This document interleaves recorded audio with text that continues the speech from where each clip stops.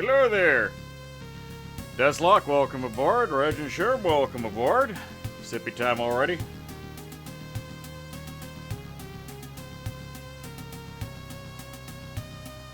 Alright, continuing to explore new games that have made their way into my library.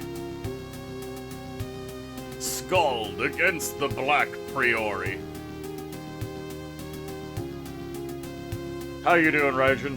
Do you know anything about this game?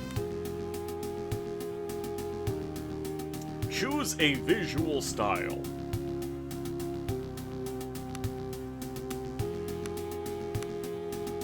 That's fine. Oh god. Whatever this'll do, I guess. Black.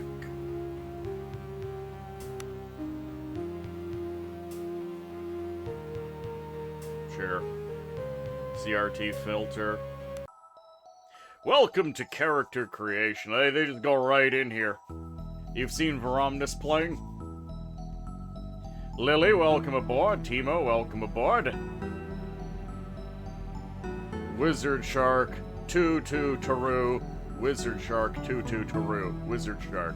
I do not understand, but okay. You're right, Dominion's themed D&D thing you're DMing has moved to the country of Cetus, which is rather exciting. Oh boy, everyone's gonna catch various diseases and die horribly.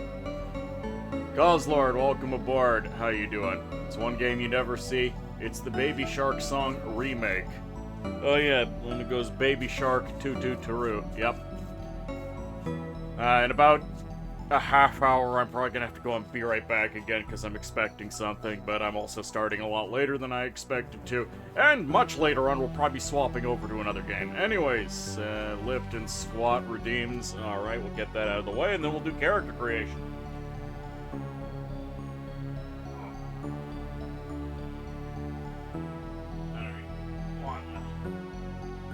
I've seen little bits and pieces of this game, but not enough to actually understand anything about it, other than being told that it's supposedly ridiculously hard. 6, 7, 8, 9, 10.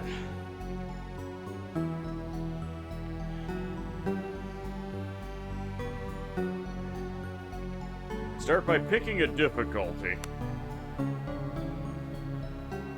Normal.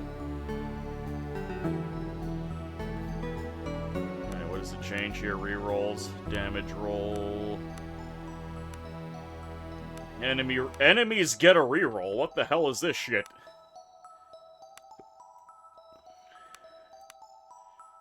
Miss Smoothening 3. None of these get changed. Okay, whatever.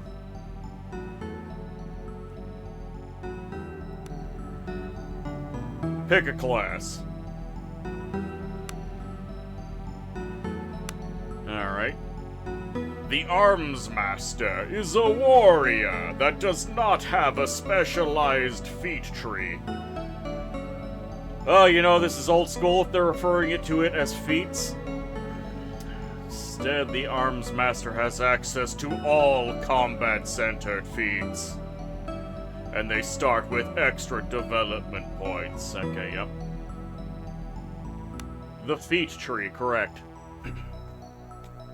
Except there's an A in there. Yamazanadu, welcome aboard. If you ever knew Wizard, he is a bard, just listening to his baritone music. Why, thank you, Regin. Let's see, the bard mixes the rogue's decent combat skills and high maneuverability with the use of arcane magic. That's not what a bard is in my book, but sure, why not? Battle Magos. The Battle Magos is a Magos, specializing in destructive spells of fire magic. Unlike other Magai, they also get access to a few basic combat-related feats, and may wear light armor. The main attribute for this class is intellect. Usually bards do not use arcane magic, correct. The champion is a cleric who excels in using blades and armor while still having limited divine spellcasting abilities. Blasphemous clerics are supposed to be blunt weapon users. Well, depends on the deity in question, but usually blunt weapons. Same with paladins. About games music, recently watching some Heroes of Might and Magic 2. The operas in town are perfect. Yes, they are. Guildmagos. A Guildmagos is a spellcaster who can develop all the different arcane schools fully. This comes at the cost of having absolutely no combat feats. Okay, so this is just a Magos, but more. A Hierophant is a cleric who can develop all divine spells. Okay. Hospitaller. A Hospitaller is a cleric who serves as a frontline healer. Pretty cool. An Officer. The Officer is a skilled warrior who serves as a force multiplier through their tactical skills, issuing orders across the battlefield. They specialize in telling other people to do things. Some clerics usually use, yes, blunt weapons, maces. Ranger is a ranged warrior who does nature. Thief, a sneaky boy, a cheeky breaky, if you will. Alright, I gotta decide, do I want all magic or just some magic and the ability to wear someone's skinned uncle? I'll go with the Guildmagos. May not wear armor, may use light weapons of blade, club, and bow. Wear a staff. I'm a wizard, I should be able to use staff. Cheeky breaky, Evdamki. What? I don't know what the last word is. Alright, Guildmagos, let's go. I dislike the idea of having to work for a guild, but it's probably one of those settings. Select a background for your character. Backgrounds add points and skills, influence, and starting conditions. The Acolyte. Oh, I wasn't aware that there's more to it than just cheeky breaky. You've claimed a connection with the divine that goes far deeper than most. Whether legitimate or not, you're always ready to dispense holy wisdom, be it imperial gospel or profane ramblings of the heretic. Attunement. Attribute magic. Describes a character's magical energy and determines how many spells can be cast. Attunement refills fully whenever a character rests in a camp. Know that different classes use different root abilities for attunement.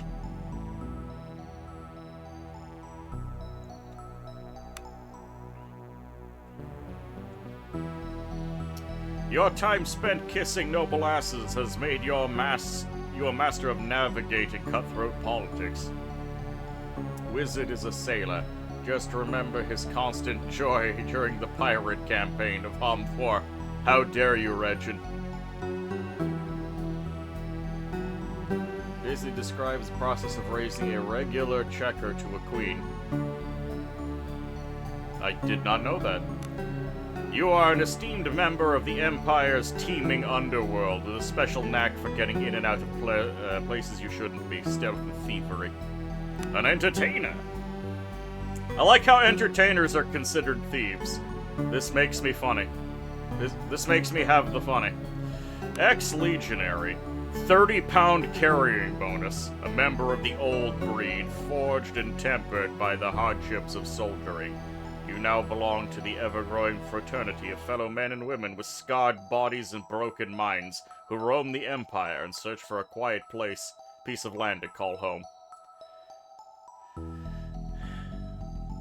Guilder. Like so many of the Empire's young and promising, you were recruited into guild services at a fairly early age. As the saying goes, work for the illustrious guilds tends to leave you with gold in your purse and blood on your hands. You cannot resist carrying capacity. You do not care what the game is. You need carrying capacity. You are a loot hoarder. I don't blame you. Laborer for toughness. Gives you an unnatural resistance to hardship. monastic healing and lore. You have served one of the holy orders of the Empire. From the safety of one of its walled monastic communities. Pray the world has not grown too cruel in your absence. This feels like the sadistic sort of game which will just murder you if you don't have awareness. I wouldn't be surprised. Free Fawn, 145 streak, good lord. Welcome aboard, how you doing? Noble, diplomacy and law, an individual of old blood. You learned long ago that wealth and connections tend to open doors that are otherwise closed to the filthy masses. Nomad. Fire, 25% fire resistance. You've spent years across the seas, living with the desert nomads. I would never willingly live in a desert.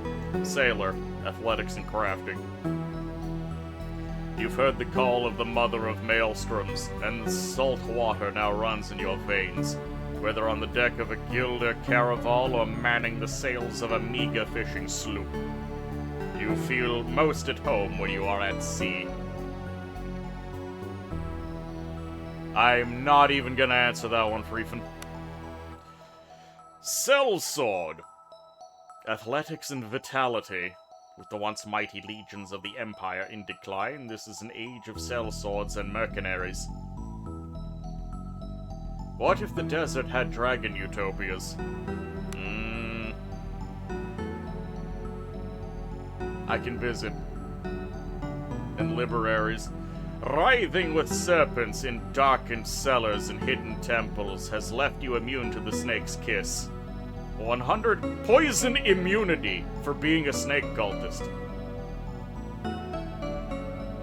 What's the difference between mercenaries and sellswords? I'd imagine that mercenaries are larger organized groups, while mercenaries are individual thugs for hire. The thug is also an option, so... Poison immunity, but that's all they get. Snake cultist seems like the thing that will allow you to instantly win one otherwise borderline impossible check and be totally irrelevant in every other circumstances. Yep. Poison immunity. Embrace the witch, tame Aslan, conquer the void, face the fear, build the future. Yes. Street rat. Initiative. Thug. Really, this is all you get. Punch first, ask question like, you've perfected the noble art of solving problems with brute force. You get +1 club damage bonus, that's it. That is it. Immunity to poison versus +1 point of damage on your blunt object. I am not impressed by that one. Vagabond, you've spent most of your teenage years on the road. You are a free spirit. No allegiance to any person or place, drifting from place to place. You go where there is work, food, and a warm bed. But being a thug. Maybe this is a game where small numbers matter. Probably. You go, my lad. Oh, my lad. Hello, Nightcloak. How are you doing? I saw you abandoned HOM 4 entirely for Vampire Survivors. How'd that go for you? A wildling. As the light of civilization fades, the vast wilderness of the Empire encroach on the civilized folk. Thankfully, you don't count yourself among those. The sky is your temple, and the howling of wolves your litany. Being a thug should give you a satisfying bonk attack noise. I agree. Heroic Logic, welcome aboard. How you doing? Pretty good, made some more progress. You'd ask how this is, but you swear you can read.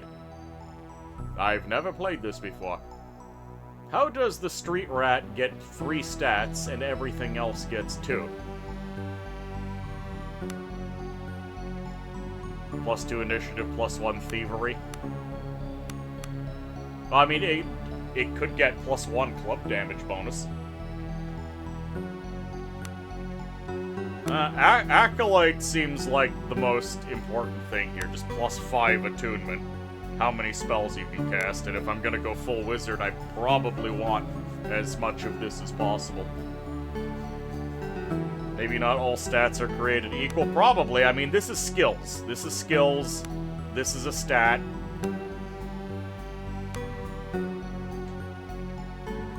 This is 2 of a stat and 1 of a skill.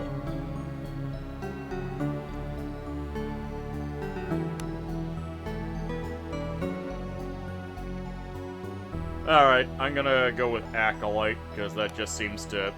Okay, distribute stat points. Intelligence. Influences crafting and lore. It is my main attribute. Fortitude. Attributes. Vitality wounds, survival, and toughness. Ah, we're at 4% intellect. Excellent. Agility does a bunch of other stuff. Presence. Awareness, diplomacy, healing, and willpower.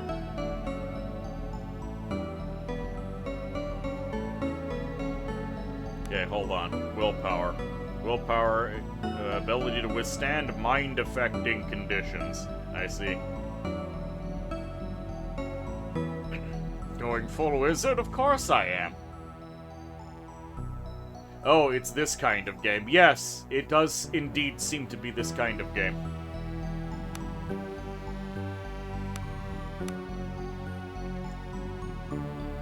I mean, I feel like this is a game that rewards min-maxing. I'm tempted to just go big. Oh wait, I can't. My intelligence. Never mind. It forbids me from getting my intelligence any higher. Character's ability to read and react to the surrounding environment and people. So it seems to be sort of like a charisma stand-in.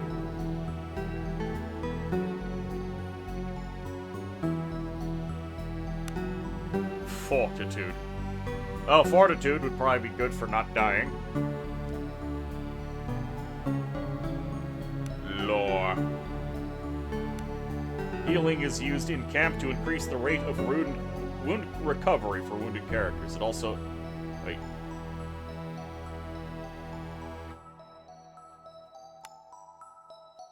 Or healing. Also influences the amount of vitality regained from healing potions and is used in dialogue tests dealing with medical issues. I see. Or does it cost more per point? I don't know. Certainly doesn't cost 2 points. So fortitude would be the best for not dying. I'm tempted by presence for the willpower and awareness. Dodge, toughness. Where is awareness? Awareness is over here. The ability to notice small details and hidden things. Counts encumbrance from headwear. Knowing your Morrowind preferences, you should probably put every skill point into thievery and gluttony. How dare you? I am no glutton.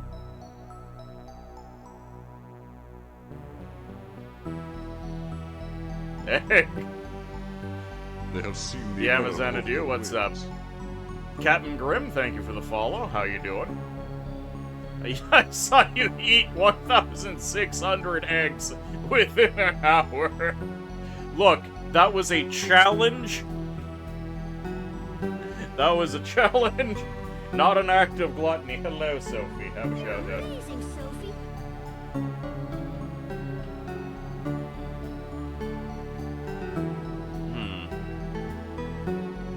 1,600 eggs. The gym bros would be jealous. I got all the protein that day. 3 stream streak, outstanding. Enjoy your points, Sophie.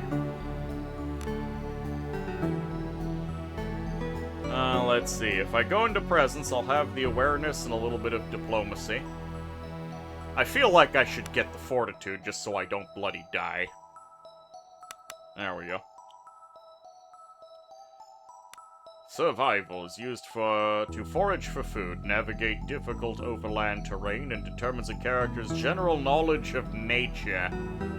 Nature is a foul and evil thing. Creating items at crafting stations. Okay, so there are crafting stations. Guess I'll, okay, the most I can invest is 4 points in crafting. If something needs to be made, I will make it. Athletics is used for jump, climb, swim, or sprint. Does this game start with just one character or a full party? I don't know, Free Fun. I just started. And this is what it throws at you the moment you hit new game.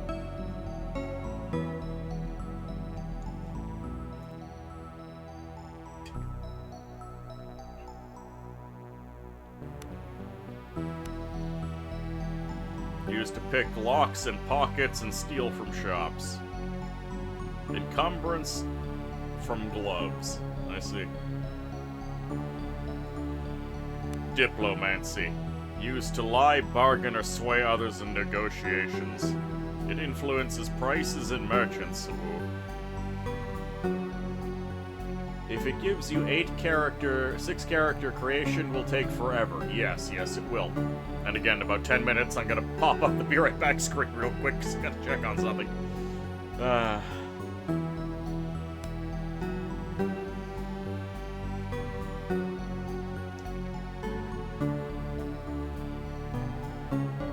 Awareness. Or diplomancy. 2 points of diplomancy? Or do I just do the whole min-max thing and just put everything into lore and hope that I get other characters that can cover my weaknesses?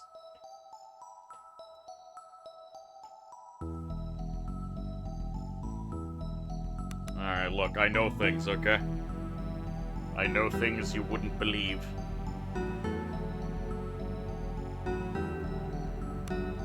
Alright, here's our feats.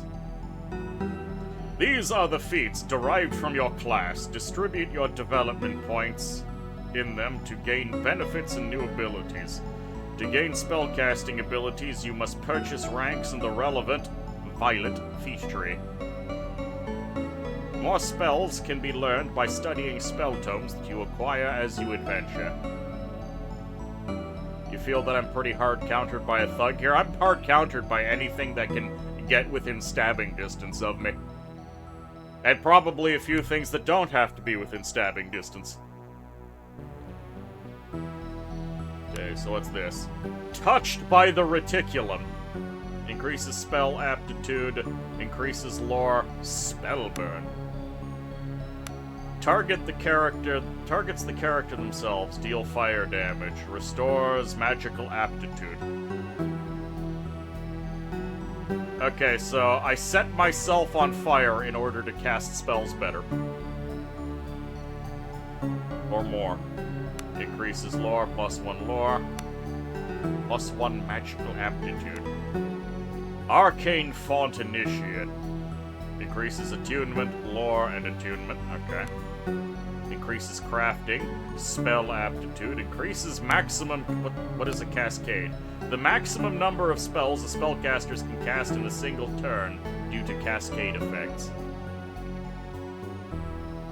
You don't think you've ever seen Immolation as a mana regen ability. Oh, we are spicy wizards. The first time you take a wound... Take wound hit point damage each combat, you automatically regain 30 to 40 attunement points. Have I been bamboozled? Are wizards in this setting supposed to be masochist based? Set myself on fire to restore mana. Take wounds to restore mana.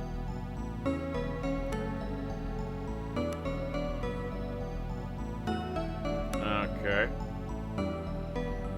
Activate spellcasting. Well, I'm gonna have to take this.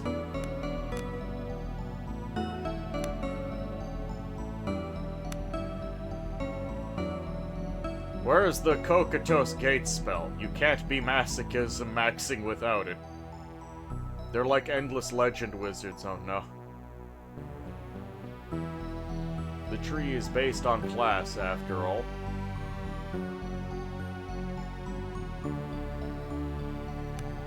Alright, air magic. Learn 2 new spells from the air magic school. Tier 1. Blink, Mark of Blurring, Magic Missile, Steel Breath. Adds Fearful, Disrupted, and Mute. That's actually pretty damn good. Blink. Adds Condition, Lesser Haste, Lesser Invisibility. Well, that's not actually a blink, that's just I move quickly. Targets the character themselves, add Blurred. Magic Missile! Targets any opponent anywhere on the battlefield for 1 to 4 plus magical aptitude damage. Mark of Invisibility, Lightning Strike, and Thunderclap. Why is Poisoned Globe here? Okay, Earth Magic. Arcane Shockwave, Mock of Lethargy, Summon Vermin. Summons one of the following creatures. Giant Bat, Crab. Crab? Why is Crab the only one that can be... Oh, used in Baked Crab. I see. I can summon crabs and bake them. Lethargy. That's the slow. Swarm of Ganads. I do not want to be a bug wizard. Summon giant insect. Summon ooze. Breathe glass. Targets all opponents and allies in a cone. Lesser blindness and does damage. Crab are considered vermin. Stone-skinned, okay. Diamond form. Bitch, I'm diamonds. Distort mass. Damn. That one hurts.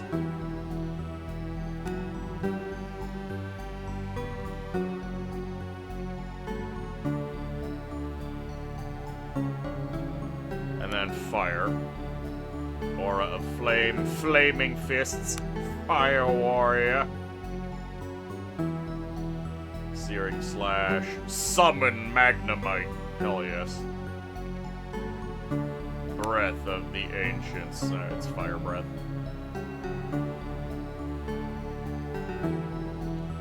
Alright, well I guess I'll go under air because I want to hit people with lightning and thunderclap their ass.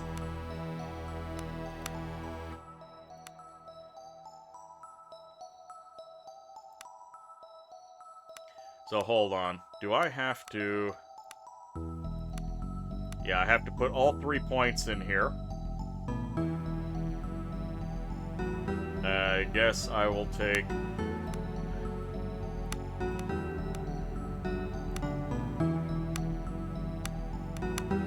How do I select the spells? Or do I get them randomly distributed? Purge invisibility. Blinding bolt.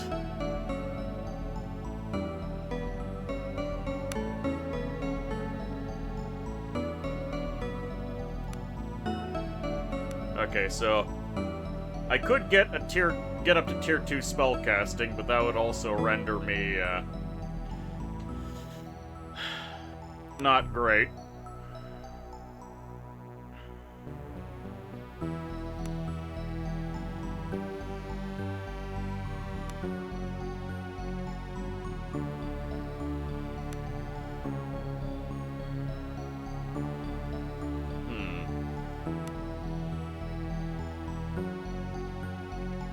So I could either take 2 earth spells, or I could get one of the big ranks in here. Like I could get a bunch of attunement.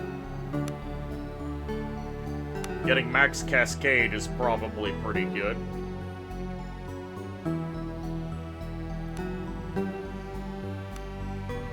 Sorceress Master.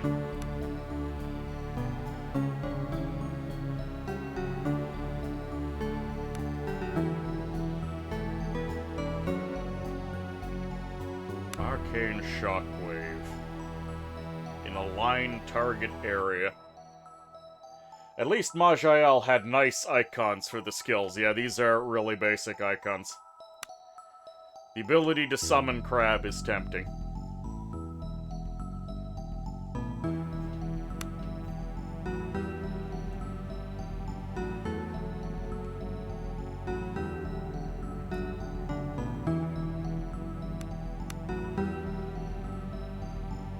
I could get a bunch of attunement.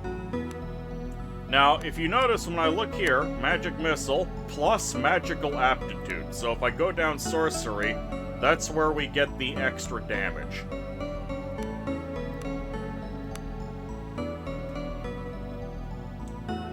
It's basically more spells or more potent spells.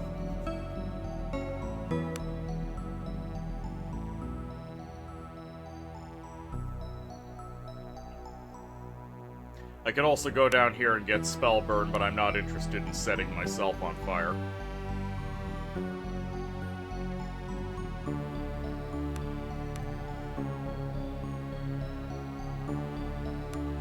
So I could get tier 2 air magic and then get 1 point in each here. That would give me +1 crafting and +1 attunement. Or, sorry, +5 attunement.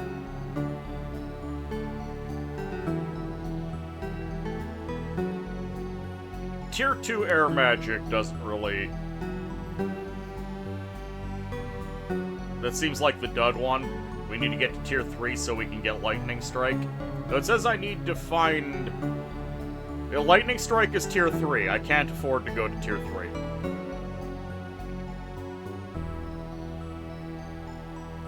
And it said that you need to learn spells by finding the tomes in-game, so I'm assuming that Lightning Strike is going to be very, very, very far away.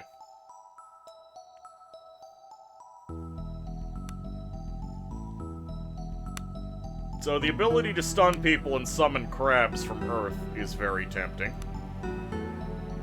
Tier 2... I can lesser blind people. And Mark of Haste people. Purge invisibility. Removes conditions. I can uninvisible people. Targets all opponents on the battlefield. Which, I mean, probably useful. I'm assuming if we run into something that's invisible, we're gonna want it to not be invisible.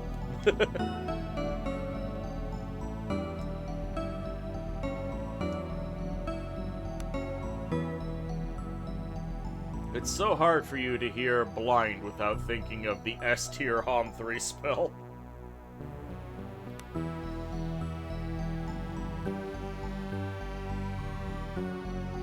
Alright, let's min-max it then. Let's just go all in on air, and hopefully we'll find some earth.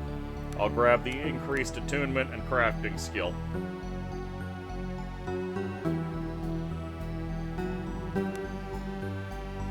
Pick 2 spells. Okay, yeah. Well, obviously I want Magic Missile and Steel Breath.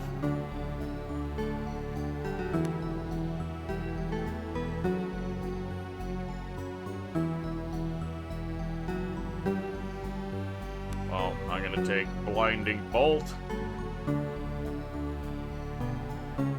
And the Mark of Haste. Mark of Haste will always be useful. Purge Invisibility is situationally useful. Alright. Alright, we get portraits. Alright, okay, hold on. I gotta be right back real quick. I said this would have to happen.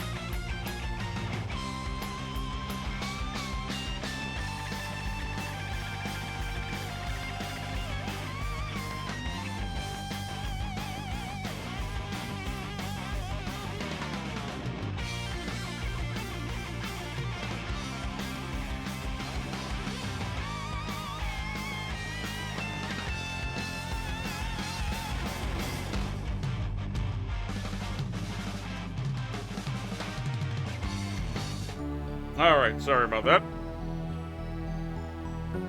I just ate all the fish. Anyways, I'm green.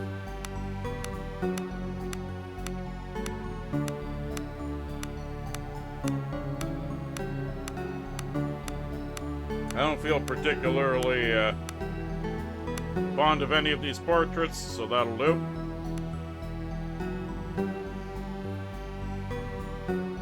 Three and 10 characters only. What are we, playing on an Acorn Archimedes? What is this character limit?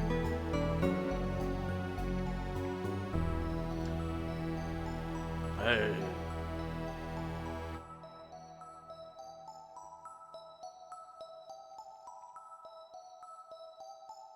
I certainly can't fit my normal name in here.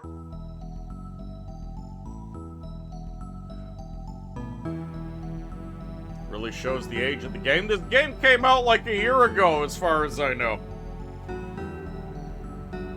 It's not about the length of the name, it's about how powerful it sounds. Silence, Lamechin. Yeah, this is a relatively new game. Less room for names means more room for games. Yeah, on a cartridge.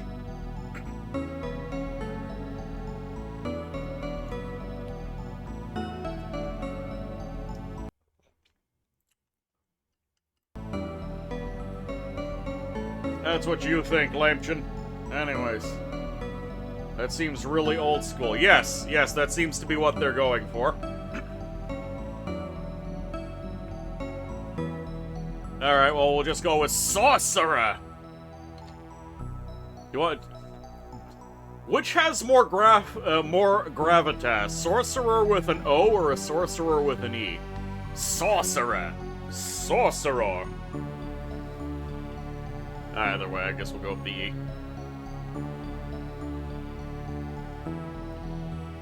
Hold on. It's too late. I can't go back. I just noticed when I press escape, the entire stream goes black for a second. I don't know if you're actually seeing that, but it's like that in the preview. My actual screen is not flickering.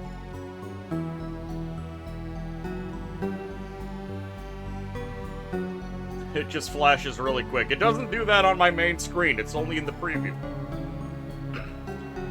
Alright, whatever. Let's go. On the wine-dark, raging seas of the Outer Isles, a lone caravel struggles against the winds and waves towards the accursed island of Idra.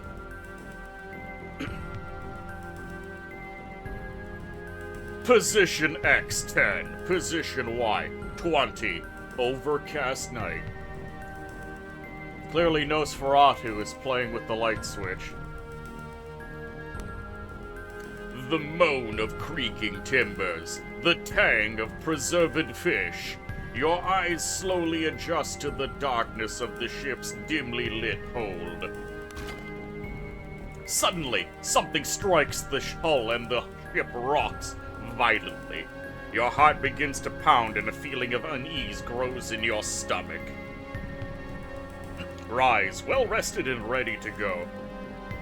Get up, mouth dry and head pounding. Rouse yourself from deep meditation.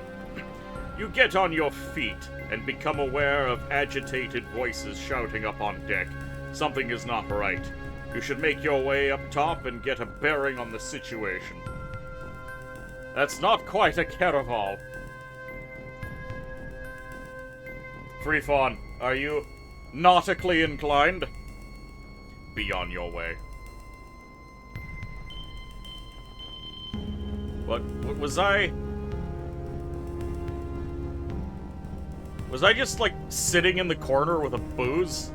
You see a pile of straw. But I also see a bottle there. A desk with a maritime navigation map. The map is labeled the Outer Isles, and a course is drawn towards an island named Idra.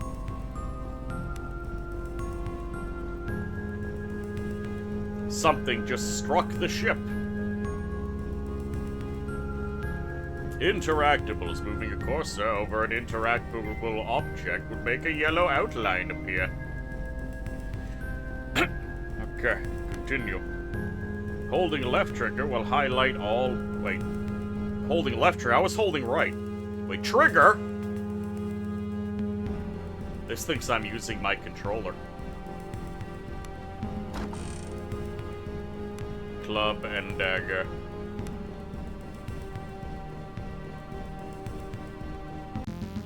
Hold on.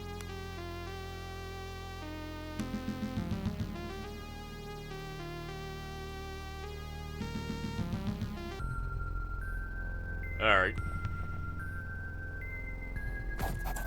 To your surprise, you realize that the door has been locked from the outside. It doesn't budge. Perhaps you could slip the lock with a thin blade, or use something to smash it?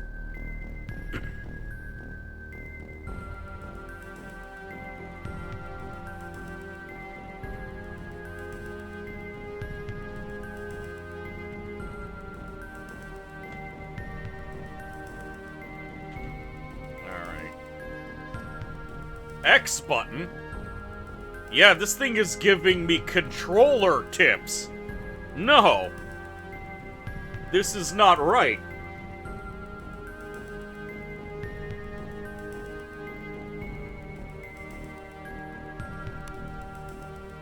Yeah, it's giving me goddamn controller tutorials. I don't want controller tutorials.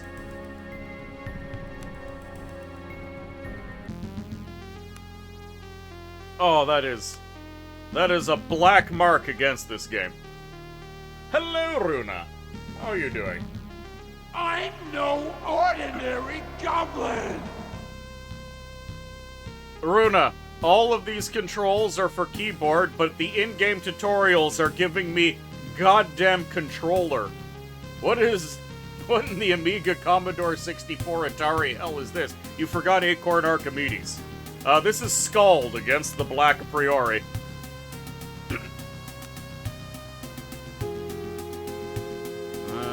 Classic console, no. Fonts, no. No option. Wait. Tactical grid, autosave, enabled. Controller sensitivity, but no disable the controller. Whatever, we're just gonna have to figure this one out the hard way. Bag. Okay, I can use daggers, I'm pretty sure.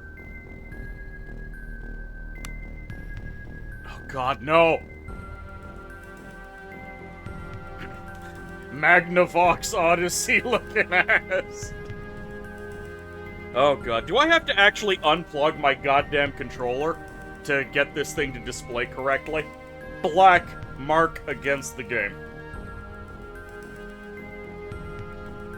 Not least of which I have a bunch of shit plugged in and I'm not sure which one is the controller. I do have a controller plugged in.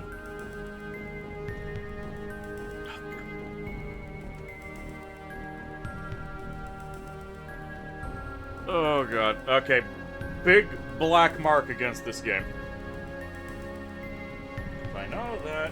I have a bunch of other stuff plugged in. Has 0 out of 10. Has controller support. Yeah, you can't turn the damn thing off. And it doesn't distinguish. I'm hitting all of my keyboard buttons. And it doesn't go, oh, the player is using his keyboard. Perhaps we should display things from the keyboard. Oh. Oh gosh. Which one is it? Nope. There we go. Okay, now. There we go. Equip. 1000 XP to level up reminds you of To your surprise, yes, use dagger. You slip the dagger through a gap in the door and lift the bar that was locking you in. The door begins to creak open. As the door swings open, you can now clearly make out cries from the deck above. You should make haste. Not before I loot everything that isn't nailed down.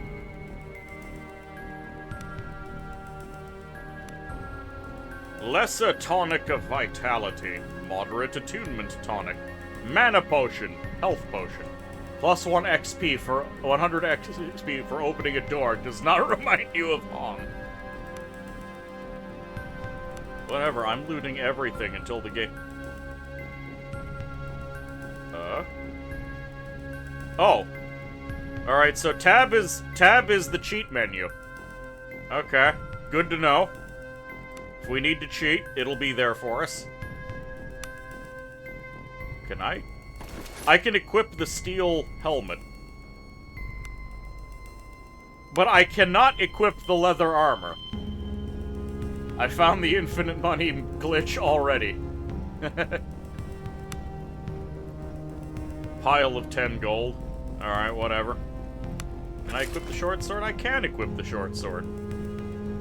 I thought I was only allowed to use daggers. Abilities. Passive bonus abilities.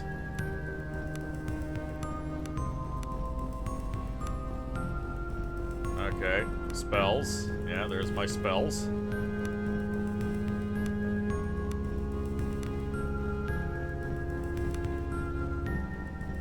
Guild Magos. Okay, yeah, I can use blades and clubs. Okay. I spotted something! Wait, can I? Oh, okay. You stop dead as you narrowly avoid stepping on a rust-red puddle. The stench of blood fills your nostrils, and as you look around in the dim light of the hold, you realize someone or something fought for their life here. The same moment as the thought hits you, a hiss sound comes from the shadows. You squint towards the shadows as a hunched, fair-looking form slowly slinks forward. Tiny, disgustingly human-like hands, yellow fangs, and a grotesquely dexterous pink tail leave no doubt as to the creature's rodent nature. The foul rodent. Initiate diplomacy with the rat. Though as it emerges from the shadows, it becomes abundantly clear that what may have started life as a common ship rat has grown into something that has no right to exist. A second hiss sounds behind you, and the abominations lunge at you. Rat. In combat, characters act in order of initiative. Well, I'm a wizard, so I have no initiative.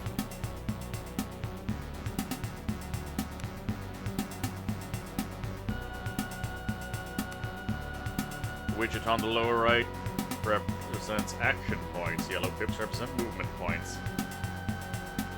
Violet pips represent attacks. Okay. You can move a number of tiles each combat equal to your movement points and attack. But spending an attack point on a move means you won't be able to attack that turn. This is a good way of moving extra far. Performing an attack clears out all remaining movement. So you can move and attack, but you cannot attack and move.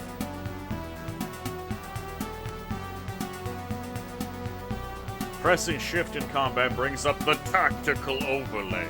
It makes it easier to see exact positioning. Okay.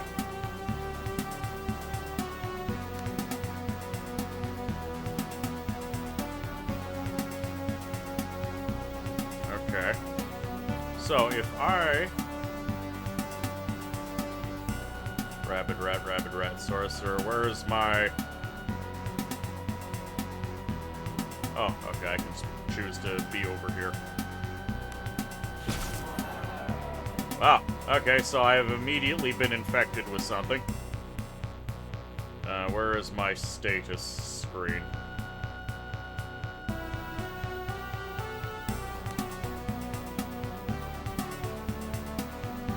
Rabbit rat. Weakly diseased. Fantastic. We have been diseased immediately. Turn 1.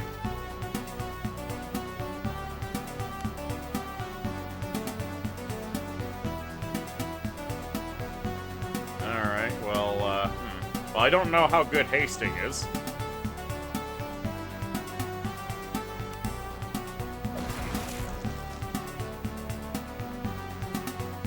it's not dead yet. That's a bit of a problem. Wait, can I cast more spells?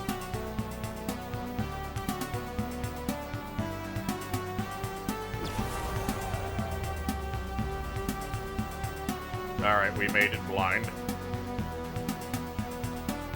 Oh, this rat's not dead yet. That is worrying.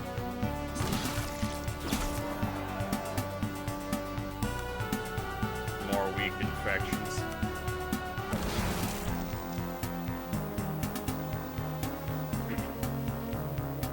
Yes! Loot the rat tails.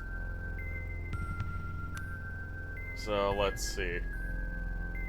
Rat tail, used in potions of cure disease. Rats are so ubiquitously despised throughout the Empire that certain merchants will pay a bounty for their tails, as will certain alchemists.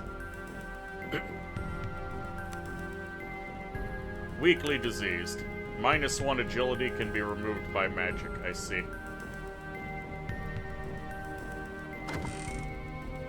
Three potatoes? We have attained the potato.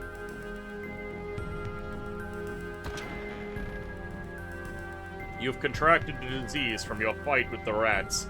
You may see what conditions are affecting you by opening up the character sheet. Okay. Not all conditions are negative. I'm pretty sure weak diseases is. This disease can be cured by a potion. Pick up and equip the lantern and search the area. Wait, what lantern? I don't see a lantern. There it is. Okay, I does not open up the inventory. That is, heresy.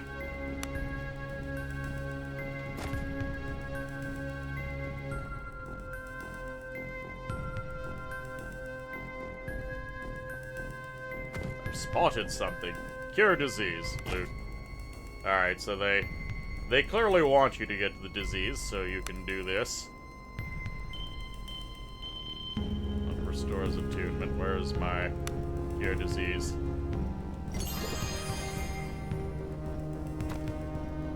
Aha, we found some salt. We will be... Whoops. Is there anything over here that I didn't see because it was dark? Nope.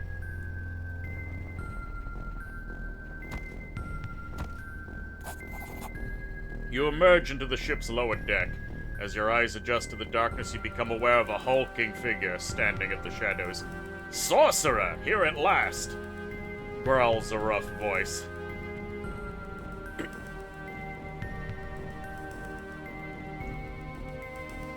Who are you? Show yourself. It's Roland! Where the tides have you been?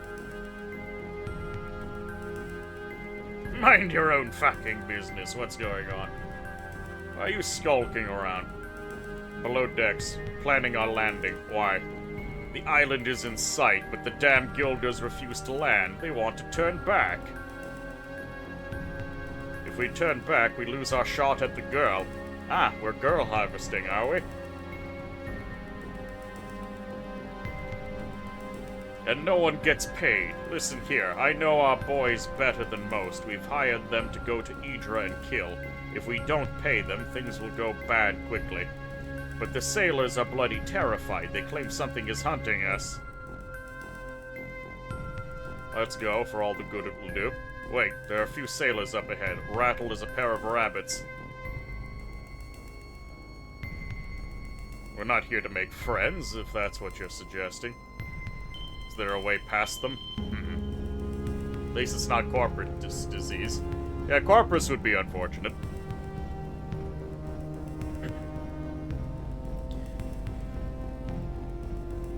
Well, I've already spent most of my mana.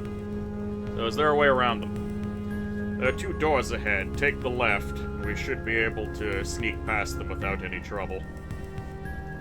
Anything else I should know? Let's get off this bloody boat. Motioning for you to take the lead, Roland falls behind you. From above, agitated shouts can be heard. You've added a new character to your party. Press Q for the character portraits to swap party leader. Well, party leader should probably be the guy who specializes in being punched in the face.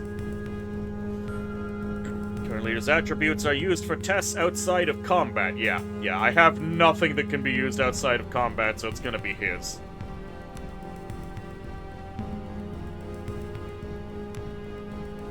Level up icon on the portrait shows they're ready to level up. Okay.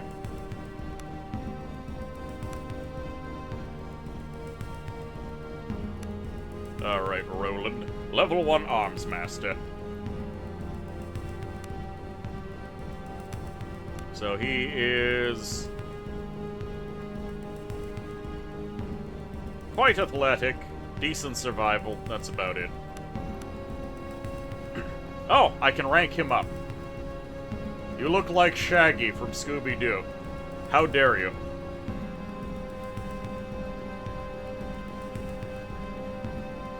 Okay. Melee accuracy, ranged, precise strike. Executes an attack with +4 accuracy. Okay. Bred for war. Increased athletics, toughness, and second wind. What is this? Removes bleeding and heals. That's pretty damn good. Not today. The first time you take a wound, each combat, you automatically regain vitality. Okay. Smashing charge. Your charge causes extra blunt damage. Light armor proficiency. Vicious. Multi-attack. Gain +1 attack. That's pretty good. Bloodthirsty. Oh god! Do you have to master light armor before you can wear medium and heavy armor? Oh, that's dumb. That is really dumb. Archery Initiate, Axe Initiate, Club Initiate. What's this guy's background? Sellsword. Athletics and Vitality.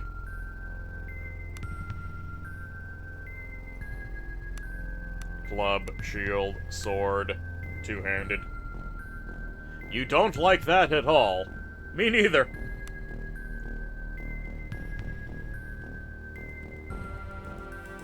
I guess I should give him a club. I have a club. Inventory. He's currently using a two-hander.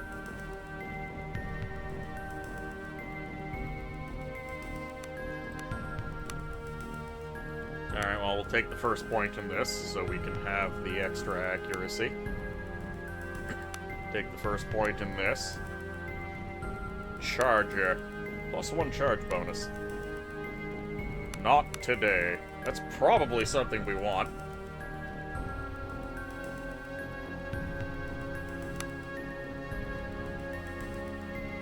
You have to max or just take a point? Okay, you only need 1 point to go over to medium. It's still lame that I have to waste a point on light armor to go to medium armor. +1 medium armor use.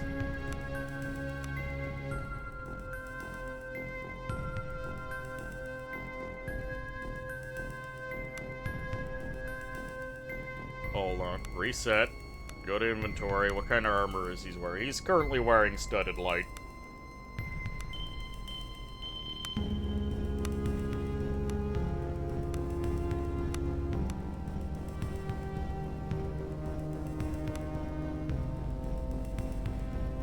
Just imagine the first point is difficult strength training worth 3 XP. I suppose.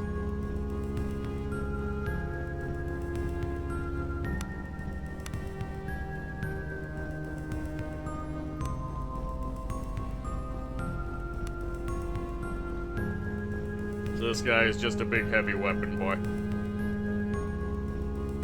I mean, I suppose that's fine. We're effectively playing 2 DPS, so we just need to kill things as quickly as physically possible.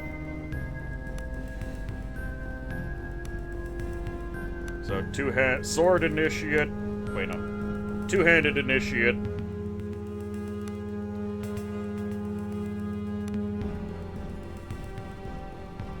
Unfortunately, it is not possible to get to two-handed expert immediately. Vromnus, welcome aboard. How you doing? No. I'm playing a wizard, of course. Very nice music. Myoko, welcome aboard. Yeah, it's pretty good. You have to figure out how to wear leather before you know how to wear chainmail. Yeah, that's dumb. You've played this quite a bit. Well, this is my first time playing it. I figured I should min-max, so I just took all of the intelligence, all of the lore, all of the crafting.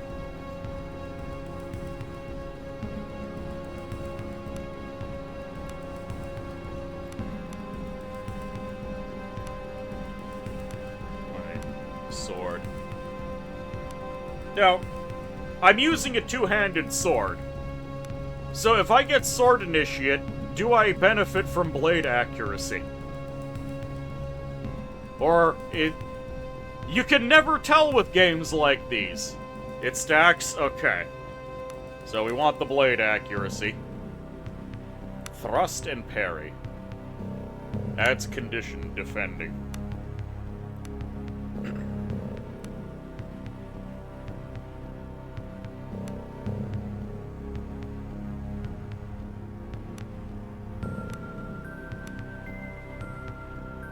Basically, I'm going all in on blades, because that's what he starts with.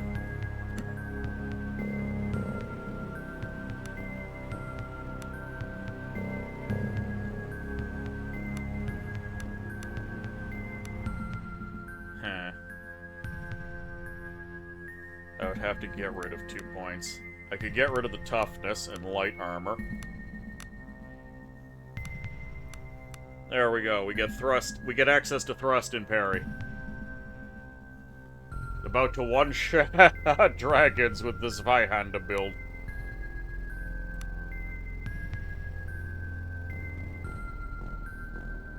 Good enough.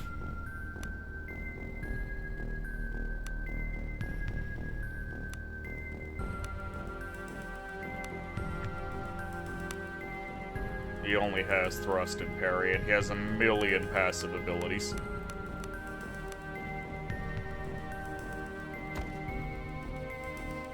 Okay, that was the hold down. A note is scrawled in crude letters. Cook, I cannot stand another meal of salted fish. There is a limit on how long a man can live on salt potatoes and perklin. Take heed, or get a dagger in the eye, you cheap bastard.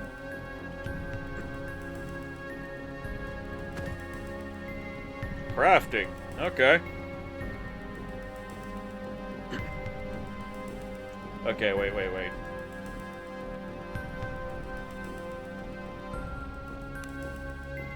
Recipe, list, left column, okay, yep.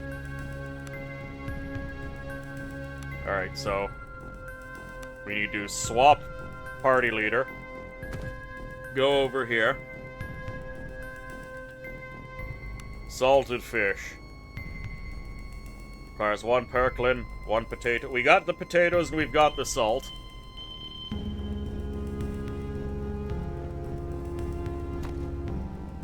There's the perklin. Well, we may as well loot the place. Gold, thieves' tools, hell yes. Wait, I can't. Oh, time is passing in real time, which is horrible.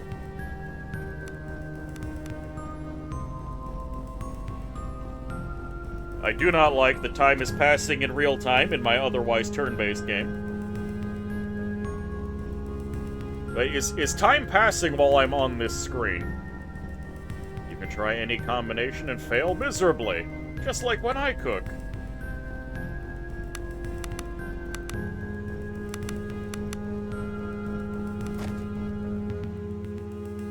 We have crafted the salted fish. Fisherman's best friend.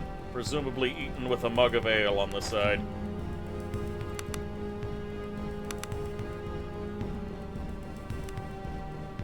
Alright, so that means we now have salted fish. Excellent.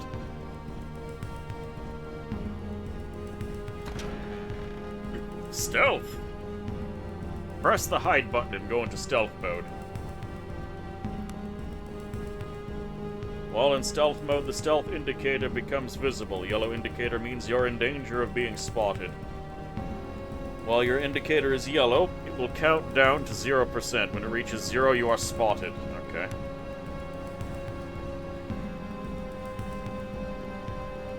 Yeah. Okay. Your ability to stay hidden is dictated by your stealth skill. Well, neither of us have that. The indicator turns green. It means you are no longer in danger of being spotted. Spending time in green areas will refill your stealth meter. This is pretty in-depth stealth.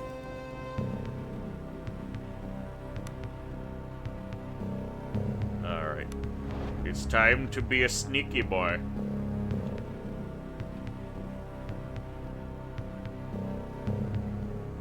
Luckily, this is tutorial segment. Whew. Okay. Now we need to just wait here for a bit and get our stealth back.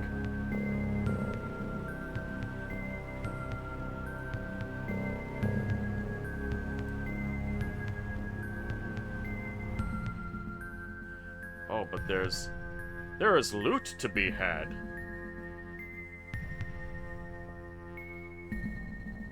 Ooh. Oh, that was a close one.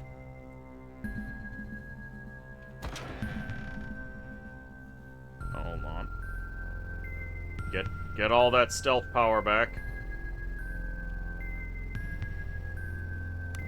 A locked chest. Oh, goddammit.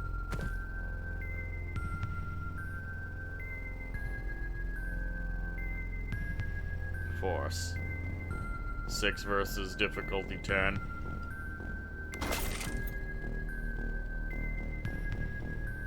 It's coming for us, it whispers. Wait.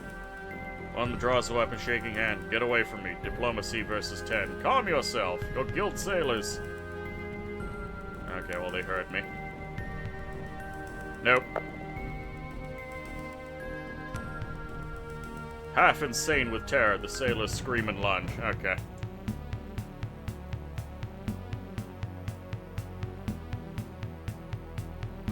Well, hopefully they don't move across the entire goddamn map like the rats did.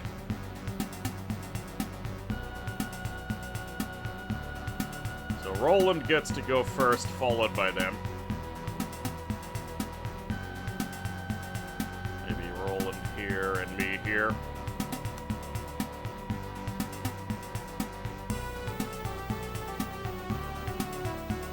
Hold action. There we go. That fool is gonna head directly to me. So can I... Oh, okay, Roland is in my way.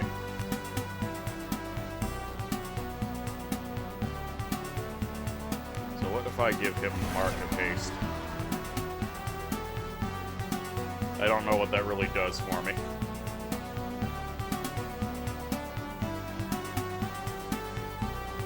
And I'm out of magic and I can't move. I guess we'll just end our turn. Meanwhile, Roland. Okay, so the Mark of Haste just gives me movement. It doesn't give me an extra swing, which is unfortunate.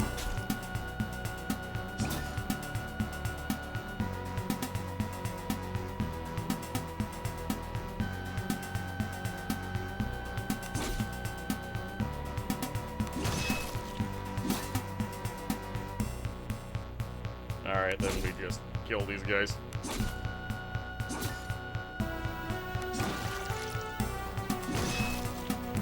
Roland nearly got annihilated. 73 XP. Masterwork short sword and a buckler.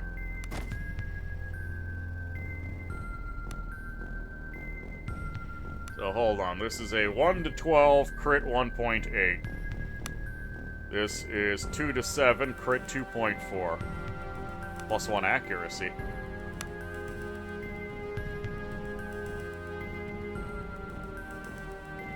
Huh. I guess I'll use this. It's a lot better than the regular short sword.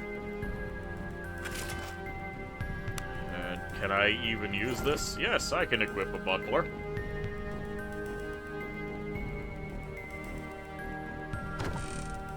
Extra salt, don't mind if I do. Like, these sailors attacked me, so as far as I'm concerned, everything they own belongs to me. You recognize the corpse of one of the crewmates, a young man of barely 16 years called Solom. The youth has been mauled to death by what you assume are the grotesquely altered rats you encountered a minute ago. The corpse is still warm. Well, he doesn't need this stuff, then. A fine dagger. Apothecary's desk. Potion of fire immunity, strength, electric resistance, and moderate tonic of vitality. I see a desk. Amazing. Journal, 5 gold, some brandy. Oh my.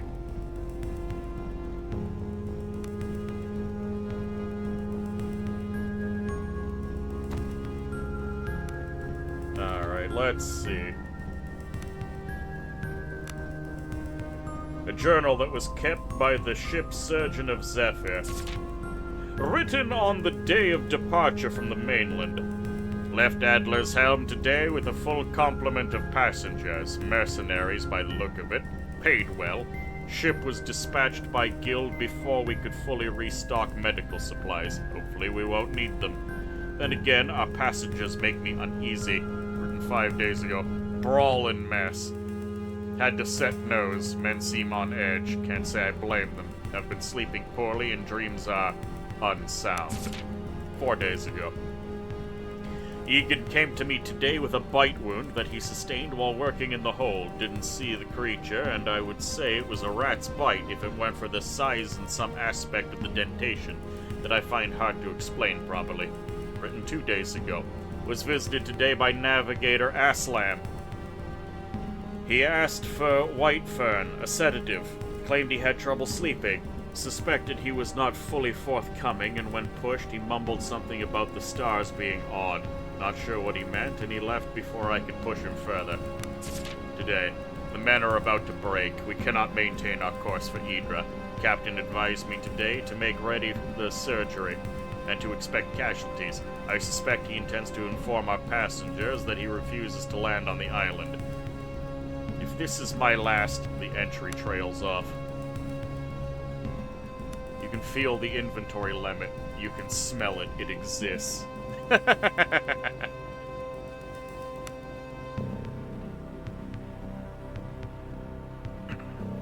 Alright. Okay, we can't eat. Our boy got the shit kicked out of him. So let's consume a potion to get back to full. I will personally grab an attunement. There might be another fight. I don't know.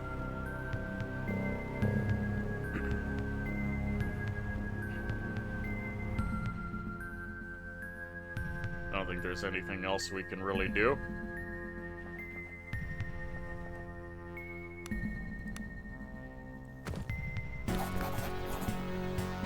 You emerge onto the deck and see 2 groups of men facing each other with weapons drawn. The ship shakes violently in the grip of a storm as lightning tears across the sky. Amidst the din of the storm and their frantic arguments, you bellow for the attention of the assembled crewmen and mercenaries. Both the ship's captain and the leader of the mercenaries you hired, a coarse thug of a man named Gustavo, turn their attention to you. They look ready to use the unsheathed weapons in their hands at the slightest provocation.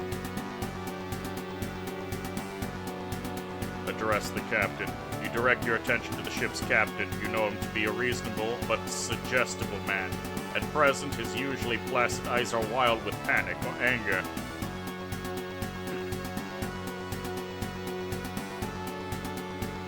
I paid you for the passage to the shore, did I not? Why have we not dropped anchor?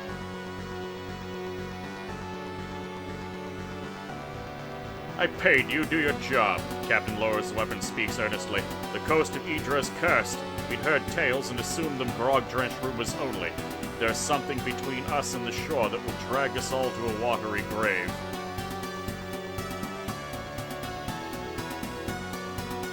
What are you talking about? What have you seen? We must sail on to land in the girl. Now, what have you seen? Naught but glimpses.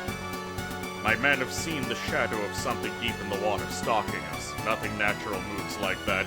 Gustavo glares mercilessly, Captain.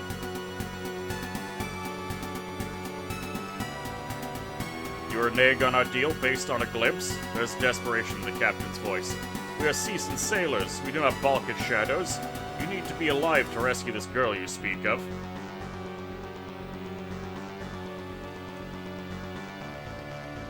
We're out of time. Sail us in or argue the point with Gustavo. Gustavo turns a steely gaze from you to the captain.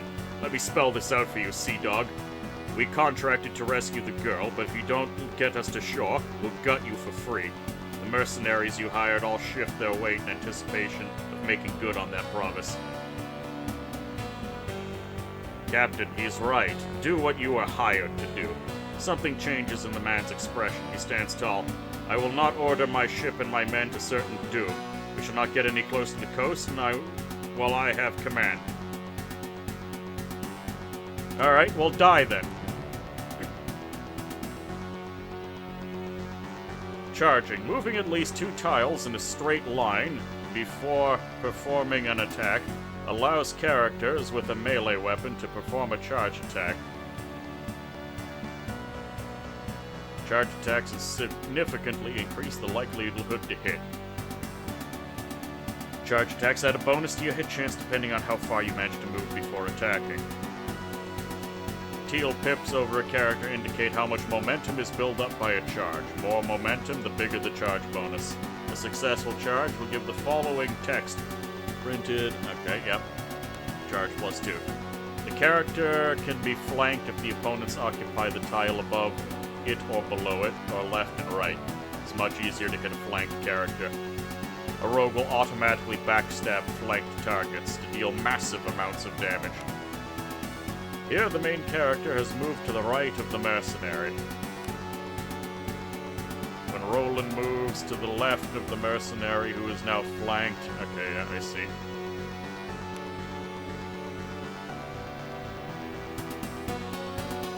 Okay, there's a lot of people. Fire Spit, Roland, Captain.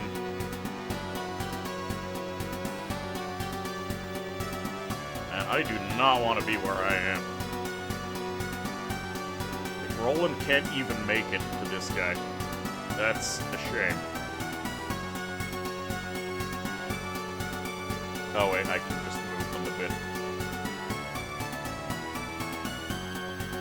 Yeah, I don't want to be anywhere near there. I want to be near my mercenaries. Roland can move 3. Begin combat.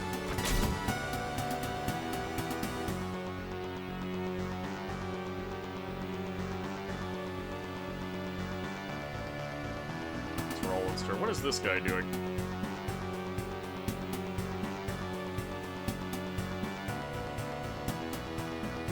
The mercenaries probably have this guy. So we'll just have Roland do a charge. Charge +1. Oh, he knows Lightning Strike. That's horrifying.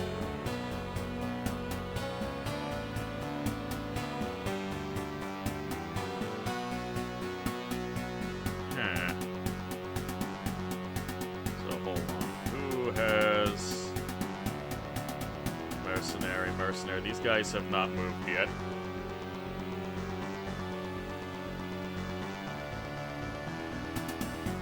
So what if I give this boy the mark of haste?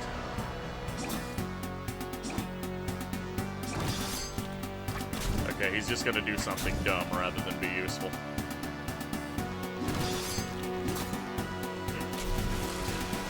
I have been struck by lightning and I'm nearly dead. Yeah.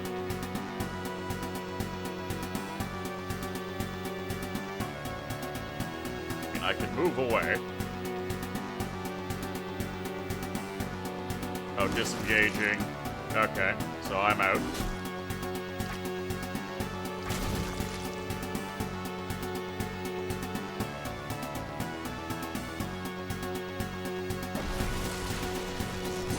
Okay, so the captain can just cast Tier 2 magic at me. And we are... Oddly enough, we're not dead. Injured arm. Lasts until next red. Okay, so we're gathering. But he's just gonna hit me with another spell. What if I... Oh no, it's blinding... Wait, Steel Breath. There we go.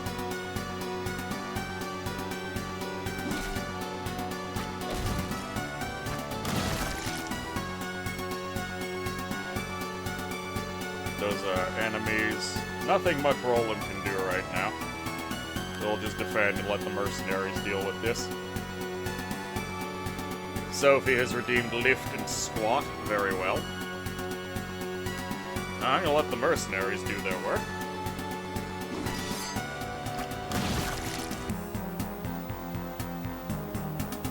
Alright. 1, 2, 3, 4, 5, 6, 7, 8, 9, 10. Alright, so I think we've adequately seen that this game is going to be goddamn brutal. Hello, Modi. You've arrived just in time to be shouted at. How does that make you feel? A fine cutlass. Alright, loot it. Okay, I'm stretching. Sophie redeemed a Hydromance.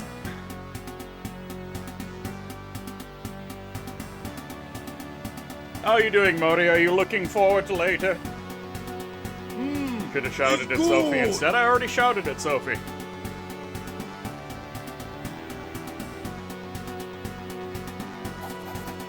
To rest your sword arm, rest your sword arm and survey the carnage, and suddenly a loud crash as something collides violently with the hull. Surviving mercenaries and crewmen alike fight to keep their footing as the ship lurches. Suddenly, a huge monstrous tentacle bursts from the water around the ship. For a split second before the terror sets in, you wonder what Estava must be thinking as the monstrosities loom over him. After reaching their full height, the tentacles curve inwards and smash into the ship. Some pierce straight through the deck.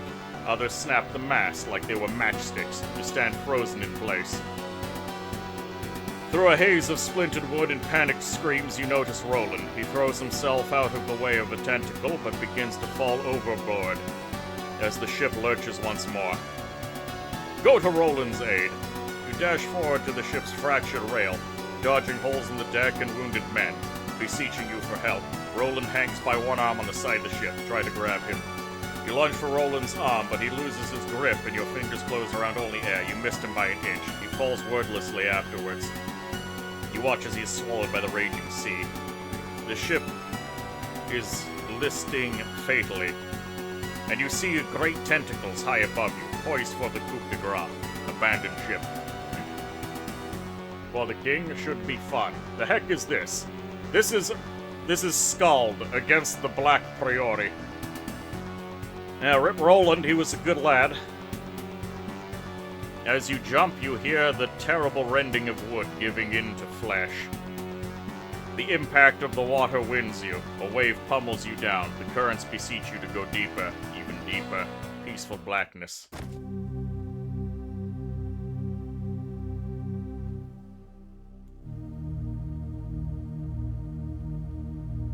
Two weeks earlier.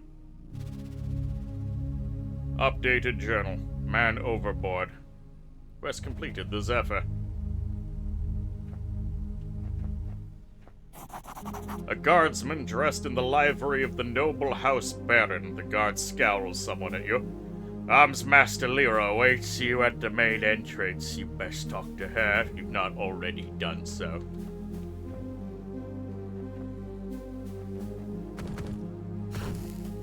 You don't get any light. Bugger you. Come here, whelp.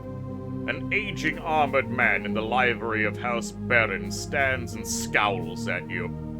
Eyes like coal peer out from a craggy face, fringed top and bottom with with wild white hair.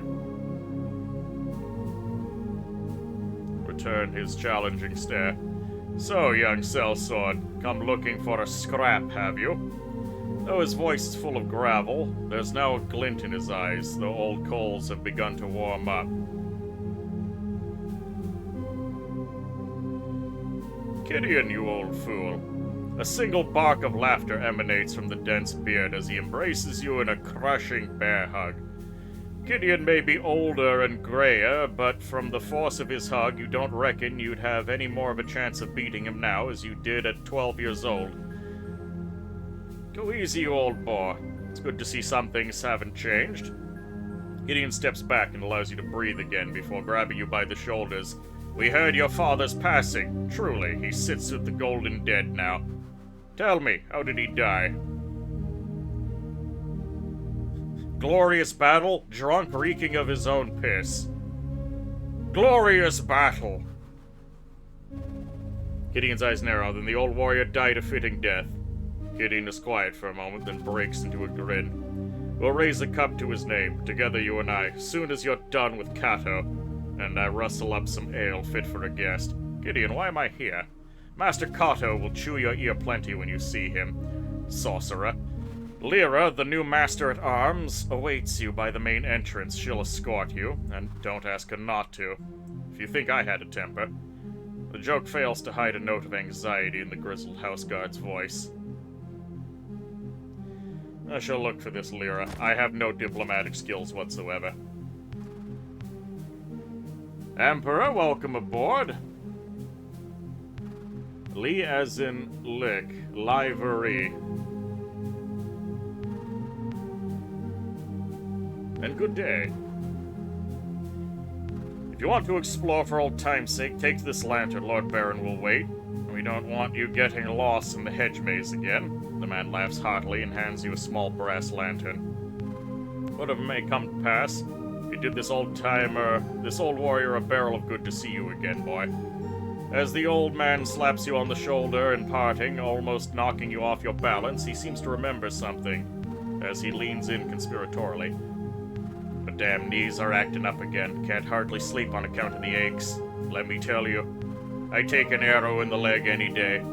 If you're going over to the kitchen later for a bit of grub, a bottle of brandy from the wine cellar would make me a happy man. He shifts as to emphasize his stiff knees. First, don't keep Lara waiting any longer. Talk to her first, and I'll be here for you later. Alright, let's equip our lantern and see how much stuff we can rob.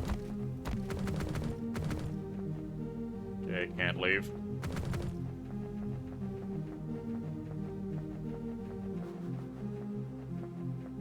Dog! Dog detected. Dog. You pet the dog. Dog has been pet.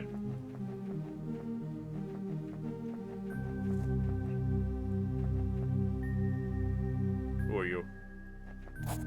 A guardsman. Okay, he's just annoyed. That's fine. I turn your lights off.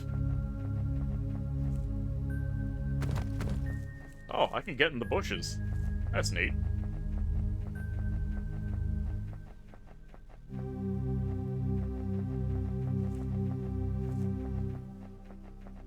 Okay, so that's a wall bush, but this is a passable bush.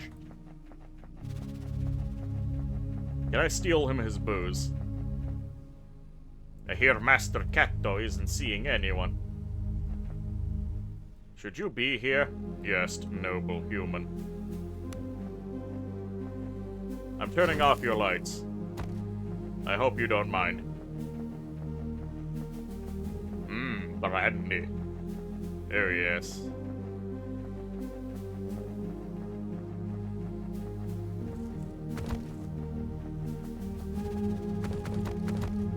I like the satisfying thumping sounds as I try and get into places I'm not supposed to be. That's another guard. Who's that? A fighter. A human fighter. As in a human who is a fighter, rather than a fighter that fights humans.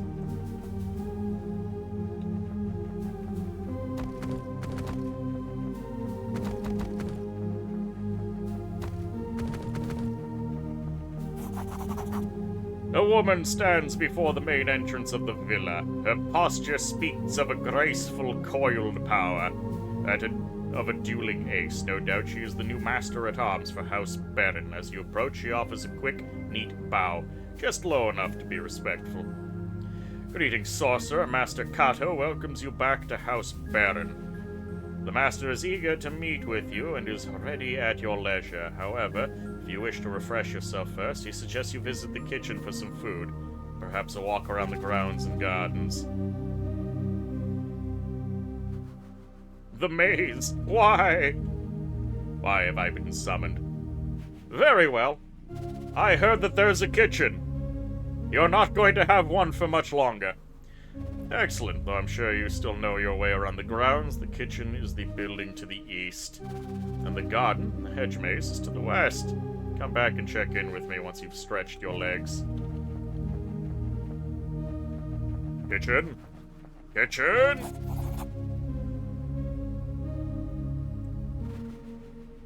Poor idea to enter the maze without a lantern. Kitchen time! As you enter the kitchen, a pair of scullions offer a hurried bow. It's all so much quieter, emptier, and gloomier than you remember. Of course, old Magda is no longer where she used to be, sitting by the oven, kind, red-faced, and tending to a shank of lamb. You remember the matronly woman as she sat, humming to herself, pouring fat over a roasting meat. Child, come here, will you? Magna was always a beacon of kindness in a childhood where such qualities were few and far between. Agda clasps you gently in her tubby hand. Have you eaten yet?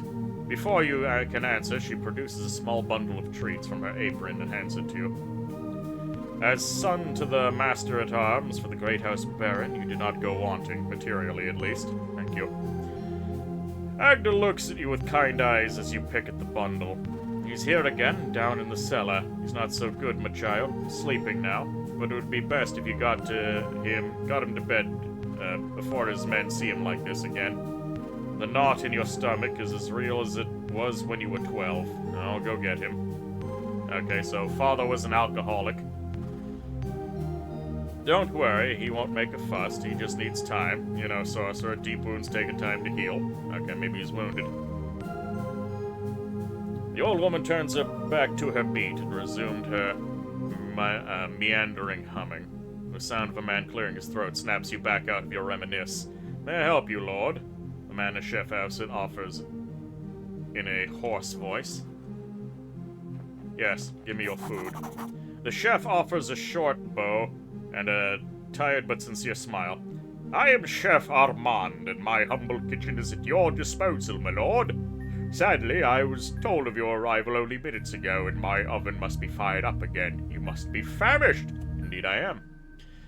More suggestions thusly. Whilst I stoke the fire, you run down in the pantry and fetch some cured ham and cheddar cheese. I will then teach you how to cook my renowned melted cheese sandwich, and you shall never want for an evening meal for as long as you live. Ah yes, his renowned melted cheese sandwich, dubbed the grilled cheese. Very well. Splendid. The pantry is west of the wine cellar, and the cheese is kept in the northernmost room. Return when you have the cured ham and cheddar. I shall provide bread and instructions. Now venture forth into the underworld. Ham and cheese decadent.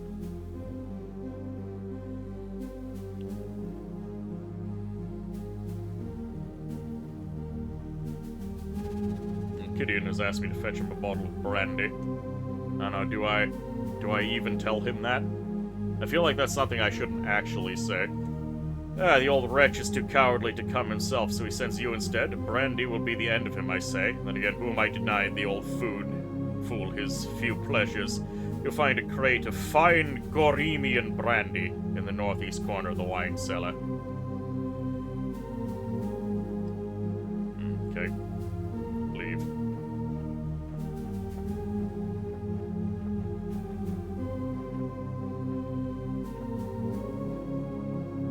Into the cellar. Lantern. I already have a lantern. Empty bottles litter the floor of this room. You chuckle to yourself as you imagine the kitchen staff in the wine tasting sessions. No doubt much revelry has taken place here. Then a cool gust of air from the passage to the north. The wine cellar lies that way, and you can almost hear faint sobbing. Ghosts, no doubt.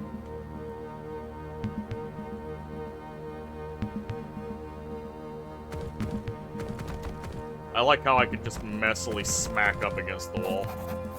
You're gripped by a long-hidden memory upon entering this part of the cellar. You sealed it away, but in so doing, preserved its strength, and now it demands freedom.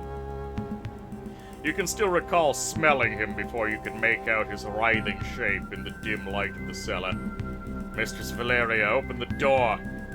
Your father doesn't even notice you in the throes of his intoxicated ramblings. How could they take her? Her chambers were locked from the inside. Where is she?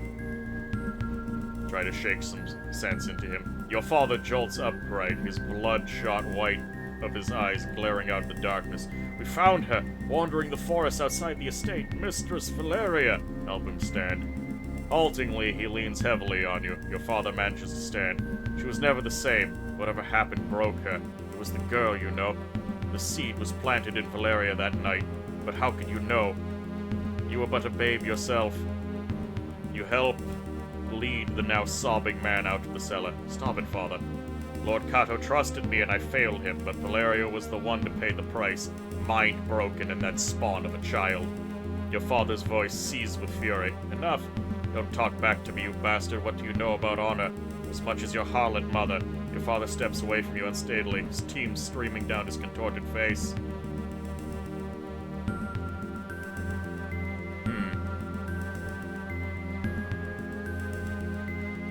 None of these are particularly... leave him be.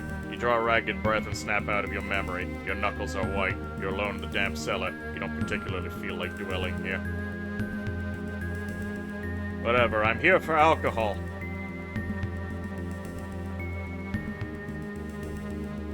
Alright, so we've pretty much established this is not a nice world. I mean, we already got that impression, but...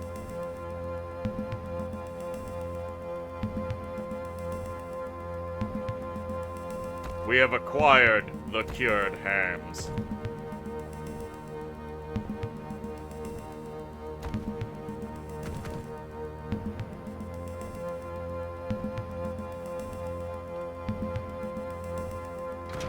Door? Cheese! Oh, look at all that cheese. This is beautiful. No, give me more of the cheese. In Morrowind, I devoured the eggs, but in this world, I will devour the cheese.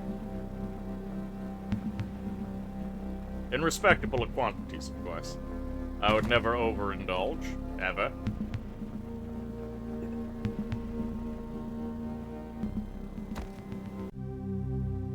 All that cheese, the game just isn't letting you eat. It's terrible. The chef wanders back. I have the ham and cheese. Perfect. First of all, there is some bread. Now the cauldron is quite empty. I've already forgotten what accent I gave him. Just warm enough for you to use. Remember, you need both the bread, ham, and cheese to make the perfect sandwich. Now, go, give it a try, and bring me the result. I shall see if you have it in you.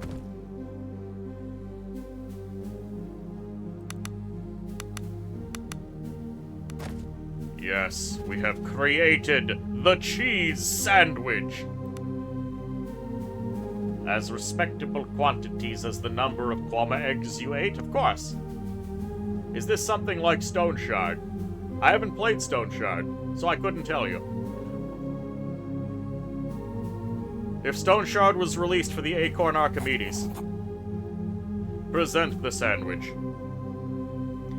Armand wafts the scent of the grilled sandwich towards his nose. Ah, the crust of the bread, the softness of the cheese, the savoriness of the ham. Perfection! You shall indeed never again go hungry in the night.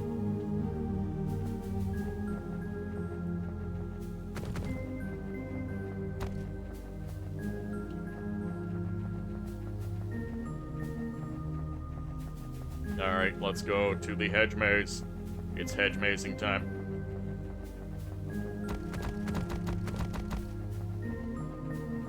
I was told there would be a hedge maze. You stand before the gate of the hedge maze. It stirs old feelings of both dread and elation. You the sounds and smells of the estate grounds as they were long ago call to you from distant memory. You feel you could easily plunge into their depths. Let yourself go and remember. Which daydream is it this time? Are you valiantly defending me from rebels again? Embla throws a pine cone at you, snapping you from your reverie. She's 10, and you're a year old, her senior. Let's play hide and seek in the maze, I'll hide. You faintly hear someone yell her name from a distance. You better run, Starchild. Only my mother ever calls me that, Embla says, frowning. Where did you hear it from? Before you can reply, she flings another pine cone at you and darts off into the maze. Give chase. You hear a man's voice yell Embla's name again, much closer now. Either way, she's lost to you in the winding passages of the hedge maze. Your memory tugs at you, urging you on to the center of the maze.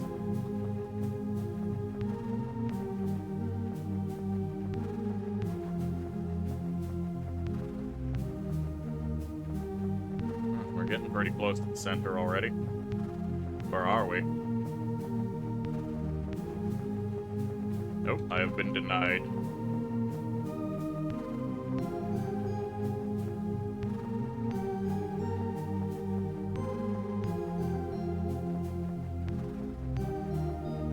It's not really the center of the maze, it's just get out to the other end.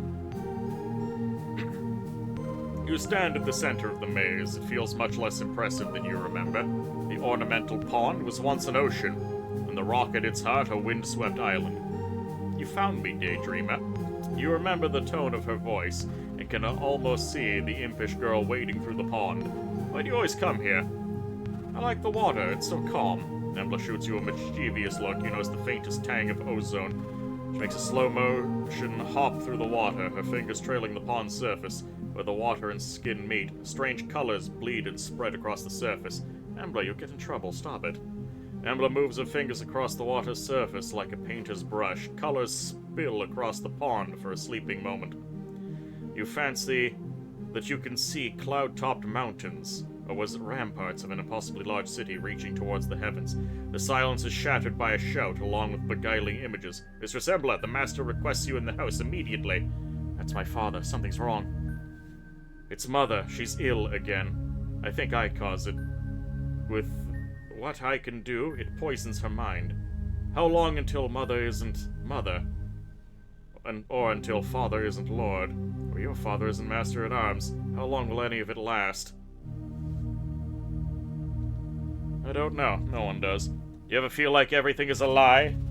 Like there's a veil that covers everything, but in some parts it's thin enough to see through? Embla starts as your father steps breathily into the enclosed garden, his red face from exertion and anger. Young lady, you can't run off like this. The whole estate is looking for you. Your mother is ill and needs you. Now. Your father shoots you a stern glass. I'll deal with you later. Embla says nothing as your father grabs her by the arm and hauls her past you, back to the house. She doesn't meet your gaze as you pass, finding yourself back in the present. A chill has crept into your bones. You best move on.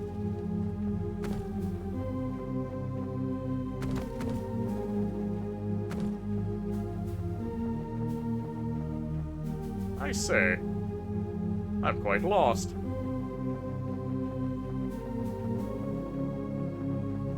Alright, we have strolled down the memory lane. We have acquired the ham and cheese sandwich. I don't think there's anything else to be had.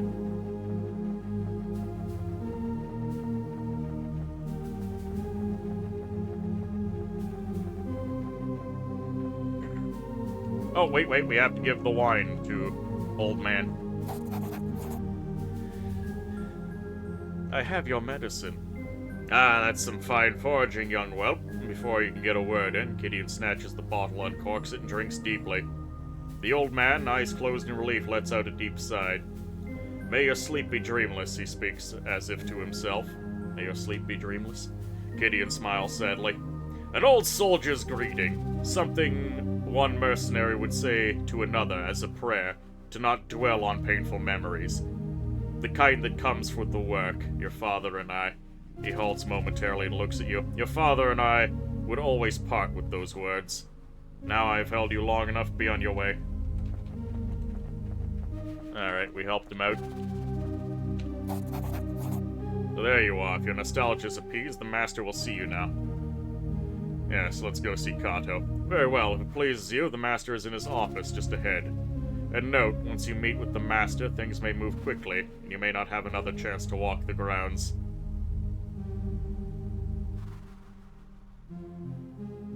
Yes, I remember the way.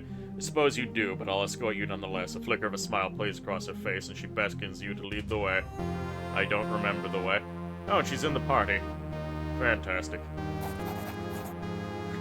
The opulence is faded, the shadows longer. Clearly, much has changed since the last time you were here.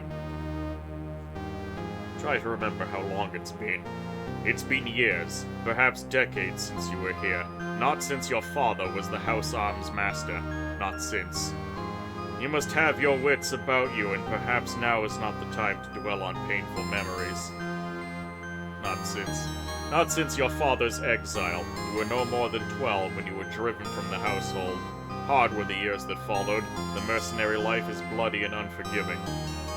Those years stole your childhood, and eventually they took your father too. But your father had always insisted to his dying breath that his failure had been his own, that he had gotten the fate he deserved. The memories are painful nonetheless. Be on your way. Flanking the doorway are two marble statues. The craftsmanship is stunning, but the sight of the two women fills you with sadness. One you recognize immediately, Valeria Baron, the mistress of the house. You remember her as a gray ghost, absent and unwell. The other statue depicts the girl you once knew so well, Embla Baron, daughter of the house. And now, a woman grown strong and clear-eyed. Her likeness has none of her mother's cowed timidness. How fares Embla? To hasten to Master Baron, her eyes flicker ever so slightly. She's been impatient to see you.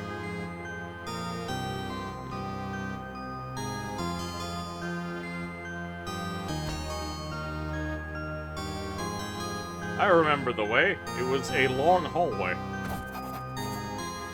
Kato Baron sits tall in a tasteful but modest reception room. He looks less imposing than you remember, and with a few more crow's feet. Nonetheless, he's lost none of his composure or air of casual authority.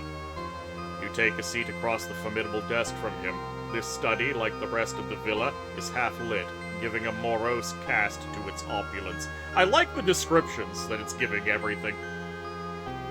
The older man's face creases into a tired but genuine smile, which momentarily lifts some of the room's oppressive mood. It's a mercy to see you again. Your own man, and in your prime, Kato says before a frown consumes a smile.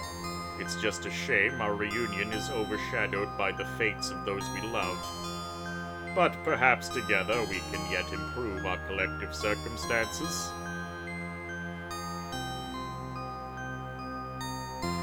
So, you know my father's dead. Kato leans forward, hands claps in his chin. I shan't deny it, it was saddening to hear of his passing. Despite everything, I remember him fondly.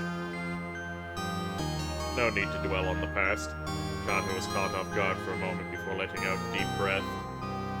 Then the years have bestowed you with wisdom. I am glad, for it has forsaken the house of Baron. Why have you called me here?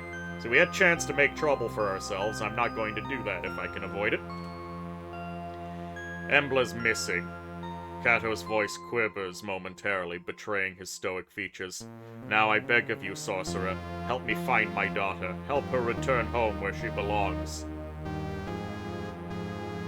What's happened to her? She left without notice, a week ago. From the scant clues we had, we believe she boarded a ship bound for one of the Outer Isles, Idra. She went of her own free will. At the time, I thought little of it. Hey, Suzu! Welcome aboard! How you doing, Suzu? Thank you for the raid. I'm going to give you the big shout-out. God damn it. What do you mean, it doesn't exist? Oh, I see. Just a second. The game, OBS is struggling to let me shout you out. There we go. And then I'm going to give you the smaller shout-out so I can see. You don't exist. It's fine. It's fine. Ah, you were doing some battle operation. Fantastic. So God finally eradicated me. No, it's fine. I've brought you back. No divine nonsense will strike you down. Kato begins to glower. Since then, however, there have been reports, grave ones. No one, and no word has left Idra in days. Rumor has it that the Imperial augurs are in the dark. I know not how this touches the fate of my daughter, but she must be returned to me, one way or another. How are you doing, Sas? I am doing just dandy. I have downed some lovely fish for dinner. And I'm trying out one of the many games that I have been given. This is Skald against the Black Priori. We're doing a little bit of time jumping right now. We started on a ship. Me and some mercenaries were heading to some island to presumably rescue a girl. And we got attacked by a kraken. And now we're reliving our memories and finding out who this girl is and why we're after her.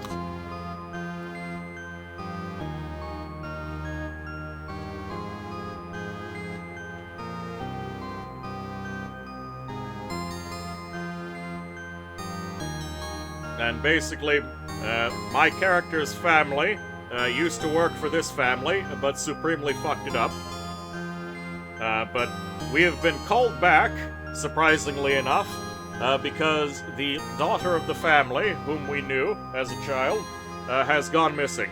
And she is the one that we are presumably going to go save. Just kill him and take his power.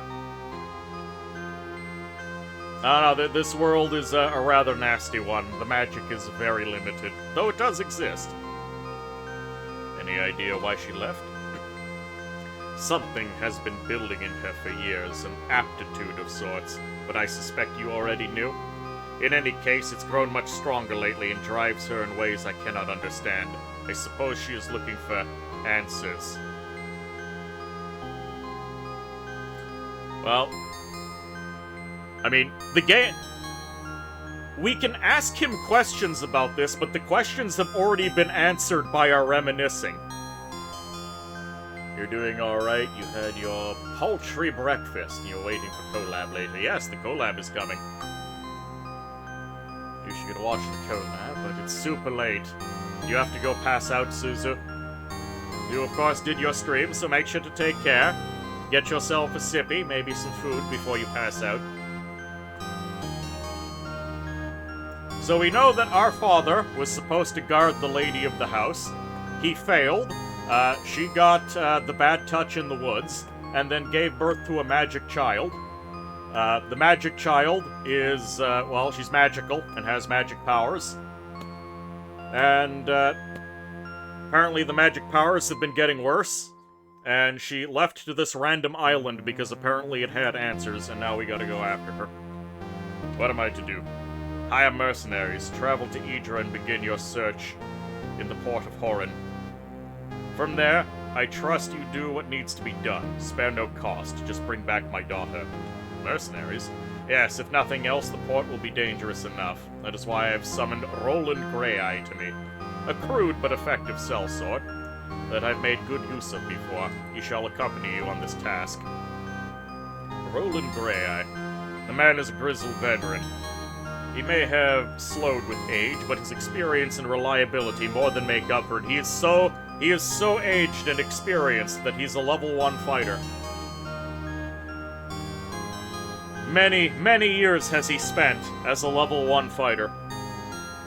He's also much respected by similar men, and so will be instrumental in hiring a reliable crew.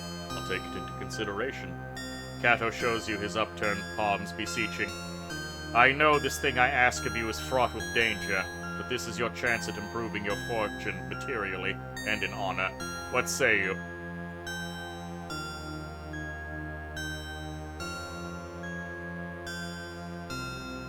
Oh, okay. Do we do it for the girl? Do we do it to restore my name? Or do I do it for the gold?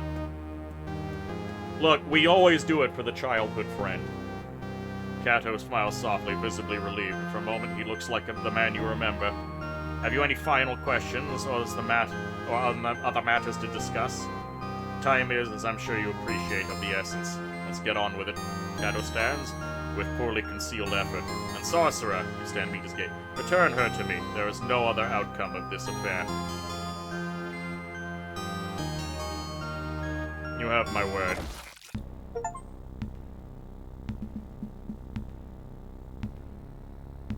Alright. So we were shipwrecked before, and now we are in the water. I have had the ever-living shit kicked out of me.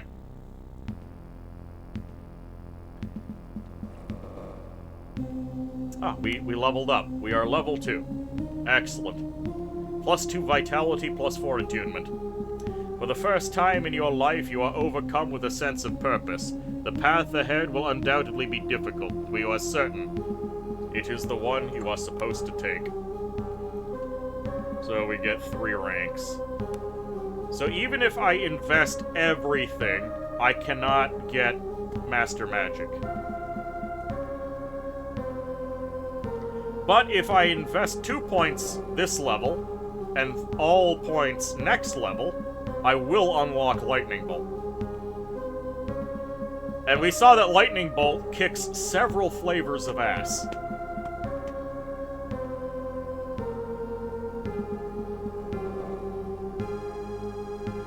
Or we can learn to summon Crab. Summons one of the following creatures. Crab. Hello, Moose! How are you doing? Hey, this looks familiar. Moose, didn't you play this game a while ago? I have been granted this game, so I'm taking a look at it, because I have been granted many games, and my backlog is very large. So we're taking a look at it. I mean, we could take increased spell aptitude, so we do more damage. You still haven't beaten it, though? I would like... I'll put 2 points in this, so I get the increased aptitude.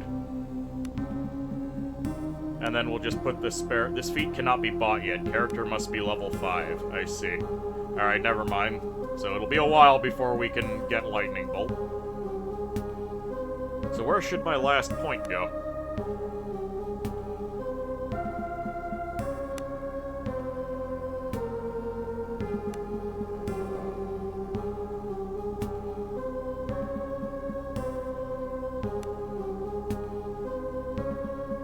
I suppose I just go for increased maximum cascade then, or I just put a point in here. It's not going to do anything. And I work towards Summon Crab. You are ecstatic! First dry fit of a cosplay plan work. Outstanding! Are you going to cosplay yourself? Alright. Let's learn to Crab. Oh, I do not get any statistics? Yeah, I don't get any attribute increases. So we're condemned to be 4 intellect forever.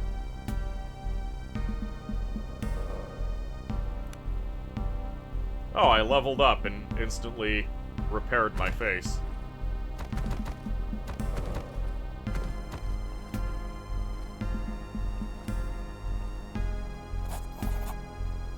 Slowly, you drag yourself from the cold water onto the relative safety of solid rock. You try and fail to stagger forwards as exhaustion washes over you in a great black wave. Oblivion takes you before you hit the rocky ground. You're woken by the cacophonous cries of gulls circling you. Your body is a mass of pain and exhaustion.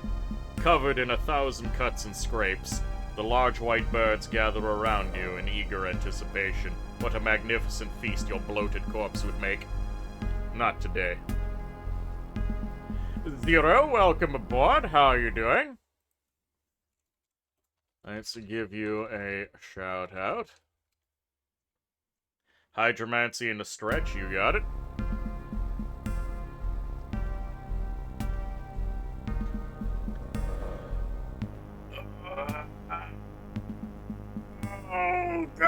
my spine! Well, yes, that's not the one you're working on. It's the game you gifted. Yes, yes it is. I have received many games, and I've been attempting to play some of the games that I have been gifted. Okay, there we go. That's my stretch. How's it turning out? I like the writing. Unlike the previous game I played, I am liking the writing.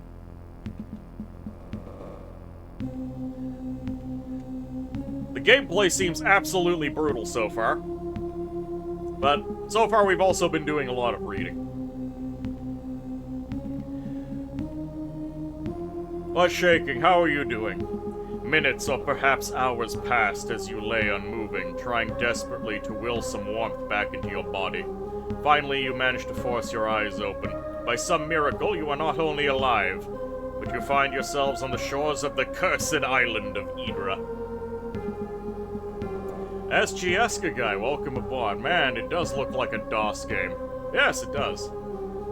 Oh, it definitely has old school D&D vibe, and brutality. Strewn around you is the wreckage of the Zephyr. You see no other survivors. Lest you find equipment and companions soon, you may have cheated death in vain. Your character is critically injured. This means you have taken enough damage to reduce both your vitality and wounds. The green bar under your character's portrait represents your vitality score. Vitality is a buffer to your wounds, and as long as you have vitality left, you won't take serious wound damage. Vitality is easily lost and easily regained. Potions and healing magic restore vitality even during combat. The second, purple bar, represents your wounds. Losing wounds is much more serious than losing vitality. Reaching 0 wounds means your character falls unconscious. Wounds can only be recovered by resting or leveling up. Okay, so by leveling up, I just automatically heal. Good. Try to avoid taking wound damage at all costs. Whenever you take wound damage, you gain an injury condition as indicated by the icon on the portrait. Injuries confer serious penalties to your character and can only be removed by resting. A party full of injured party members has its combat effectiveness severely reduced. Making camp and resting is the surest way to restore an injured character. Note that resting is not possible in every location, so plan accordingly. You can rest at inns when you find them.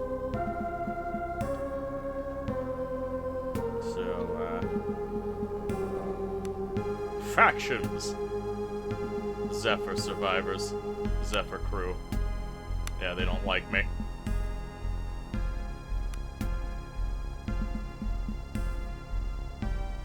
Okay, that's quest, journal, inventory. I have nothing but the rags on my back. A fork! Outstanding! I will equip. Oh, I cannot equip the fork. Value, 6 gold pieces. Bullshit.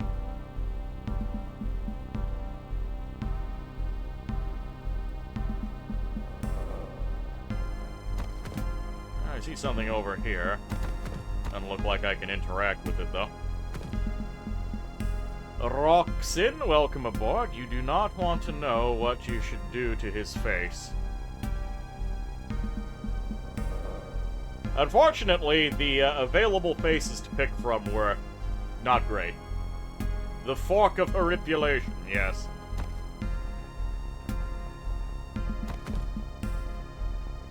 Okay, what do we got? Another fork! And 2 gold. Outstanding. 2 potions of attunement. Excellent. Wading out of the freezing surf, you lose your footing on the slick stones and fall heavily to the ground. There's a sudden blur of movement in the corner of the eye. As you frantically try to get your feet, you slip again. Standing above you on a large rock is a young woman dressed in nautical guild livery. Wet auburn hair clings to her face in the cold wind. She has an arrow cocked on a short bow. As you squint up at her, she draws the string back. Give me one good reason not to end your life right now. You recognize the young woman's face. She must have served on the vessel. I have no reason for you. The girl scoffs at you. You're just like the rest of them. Step on any neck as long as it gets you a leg up. Is that it? Her face is red with anger. 12 I was when they sold me to the Nautical Guild. Did you know I'm listed under their records as an asset? A bleeding commodity? Yeah, that seems to be how this world works, lady. How many nights I've spent dreaming of that bloody ship sinking so I could get away. But now that it's happened... You were a slave?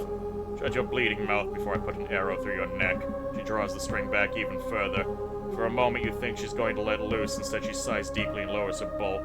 One way or another, you did buy me my freedom, and I'd be a cursed woman for putting you down as thanks, even if I'm stuck here on this bloody island for now. I'll tell you what, help me get away from here and I'll consider us even. You can start by telling me your name.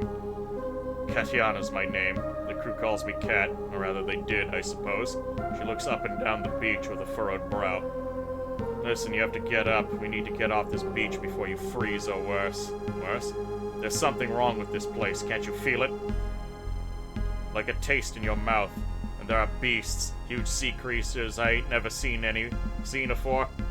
I saw them dragging the dead crewmen into a cave west of here. At least I hope they were dead. What do you suggest? You don't think you can cock a bow like a gun? Sure you can. They took her away from Holm3's castle, yep. We need supplies and shelter first. There might be salvage to be had among the wreckage of the beach. I also think I spotted the chimney of a house just north of the cliffs. A warm fire and some food would go a long way. Kat offers you her hand and drags you to your feet. She looks pensive towards the west. Also, as I said, there's a cave west of here. I think the crabs dragged off most of the corpses. But what if they're not all dead? There might be other survivors like you and me. What's more, there's a chance one of the officers was carrying a seal with them when the boat sank. If we can find it, the Nautical Guild would give anything to have it returned to them. A seal.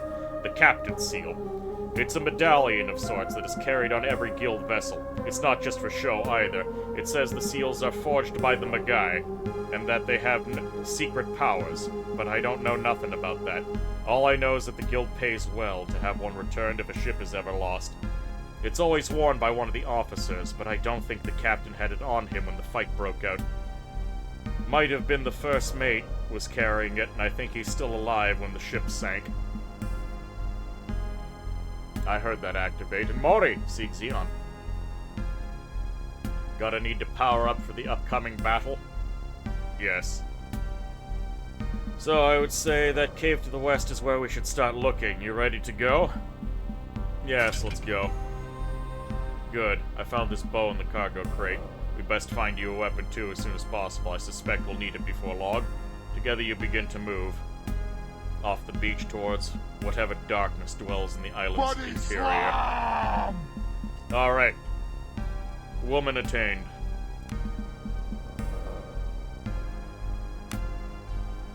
She has poor arrows. Outstanding. Lockpicks. Okay, what's she good at? Alright, she's good at being a sneaky thief. She's got well-rounded stats. She has many levels. Okay, what is this? Thievery Initiate. Light Weapons Initiate. Oh yeah, level 2 Thief. You do like thus speech, yes. Friend acquired.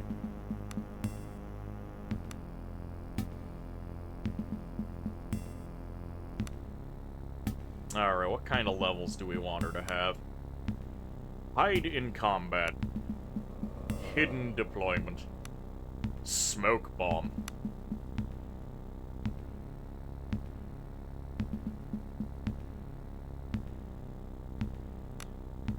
Tradecraft. 3 ranks. Backstabber.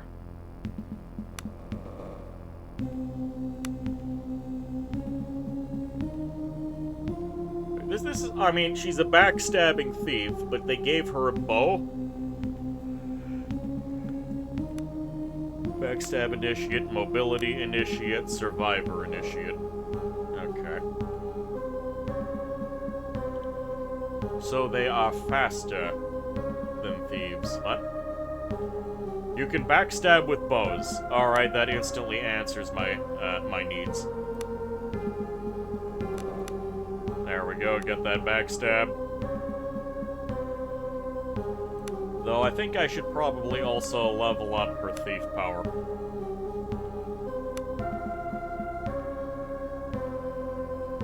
It's just a Skyrim stealth archer, yep.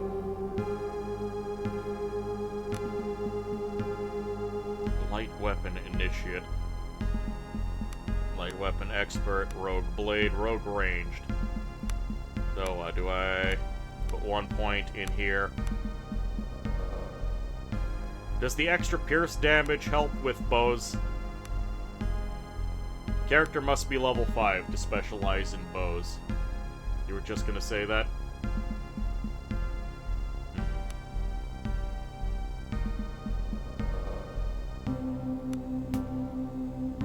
Increased initiative.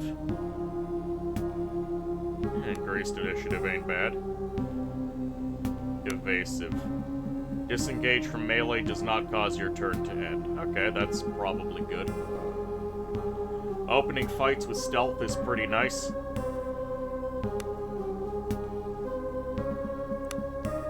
You gain the ability to hide whilst in combat. Attacking whilst hidden triggers a backstab attack.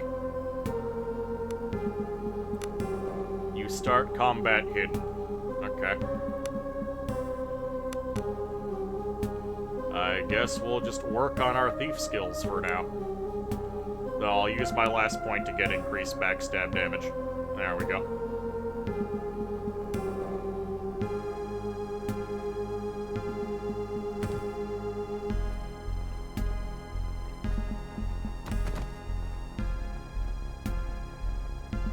The time is passing, which is annoying. Can I go further west? Yes. A dagger, a checkered tunic, and some gold.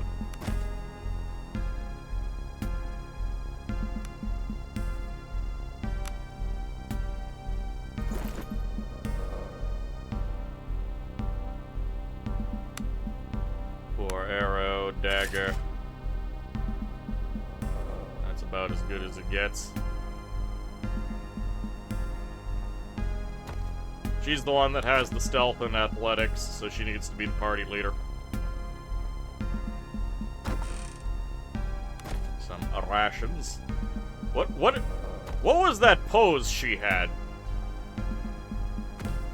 You can climb the wall ahead. Athletics 3 plus 2d6. So it's a 5 to 15. So that's basically a 50-50 to climb. Did you say there was a cave west of here?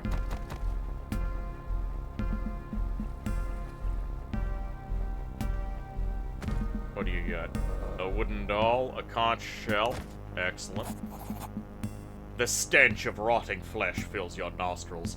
Ahead of you, grotesquely misshapen crustacean horrors feast gleefully on the corpses of the dead crew of the Zephyr. Blasted horrors, spits Cat through gritted teeth. What manner of forces spawn these creatures?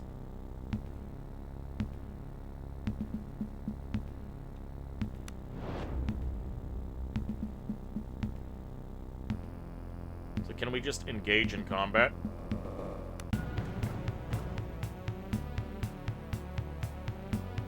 We must kill the crabs. 1, 2, 3, 4.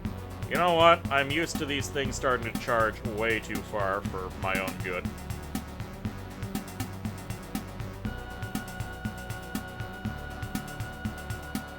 Crab is defenseless.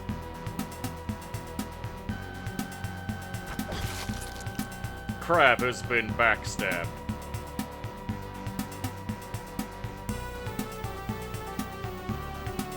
I mean, do I really want to spend a spell on this?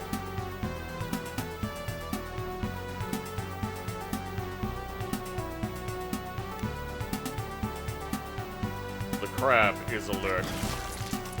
Crab is dead. Gained 91 XP. I'm glad I was there to help.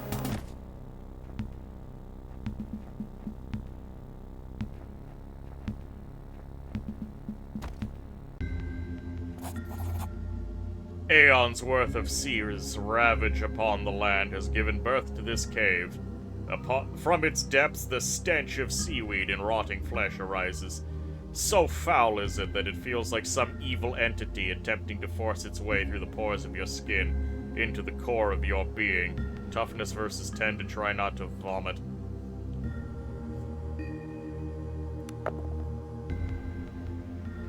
Success. Stealing your resolve, you manage to calm your breathing, though the stench persists. You manage to push an image of foul things in the darkness. You manage to push the image of foul things in the darkness, feasting on spilling entrails of swollen sea corpses from your mind. You carry on into the darkness.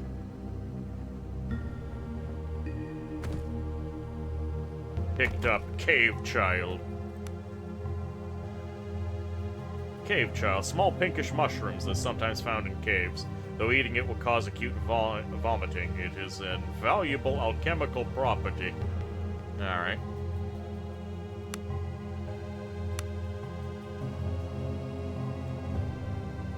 We have no light source.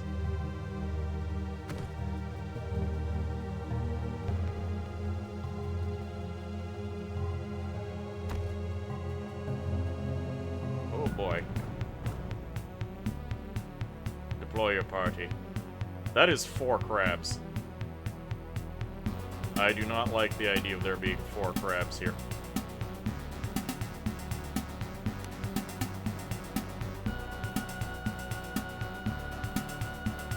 Alright, we need spells. Magic missile.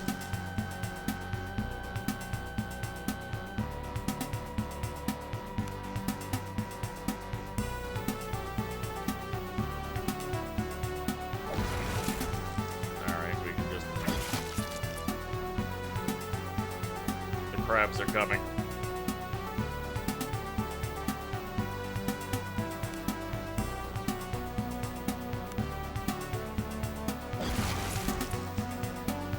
And I'm going to blind this thing, because I feel like that thing hitting me is going to be very bad. This is a giant crab, level 1 crustacean. It is flat-footed. Past, panicked and blind. Okay, I want that to go, I think, again. Critical backstab. Okay, it's very dead. Alright, I think I've already burned through all of my mana supply.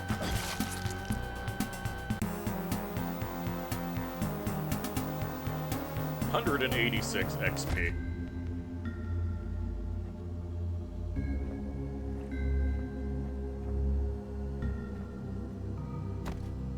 Up a rope. Lantern. Excellent. That's what we needed.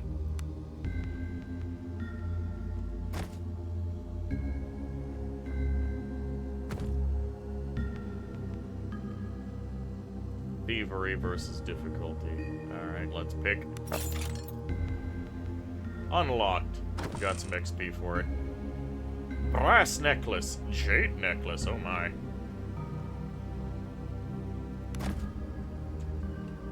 Hold on, poor padded. She can wear poor padded armor.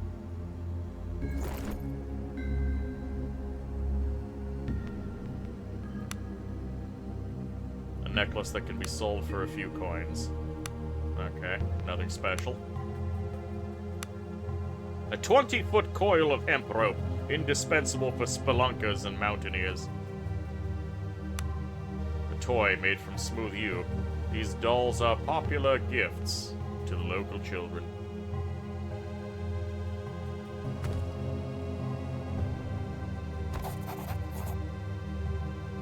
Old and ruined shipping crates litter this part of the cave. Only smugglers would use a place like this to store their goods, or perhaps there are other similar caches found in the outer aisles. There's nothing in them, though.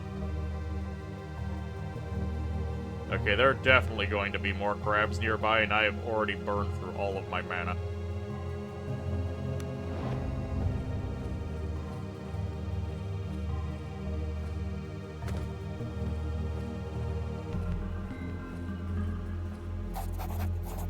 A large, misshapen crabs emerge from the water all around you. Intentionally or not, the seemingly mindless beasts have laid an ambush for you.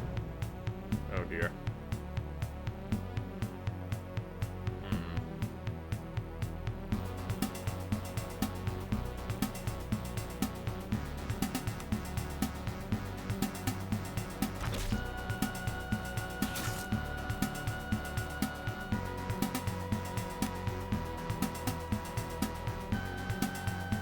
Do I have enough for a magic missile? I do. Oh, but I'm unable to,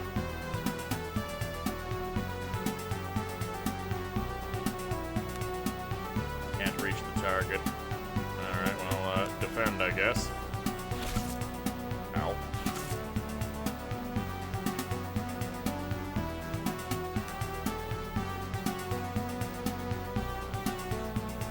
Cannot fire in melee. There we go. Swap to the club.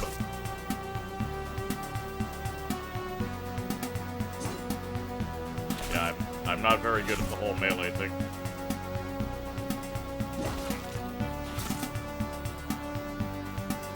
Yeah, she's getting absolutely wrecked, and there's not a lot I can do to help.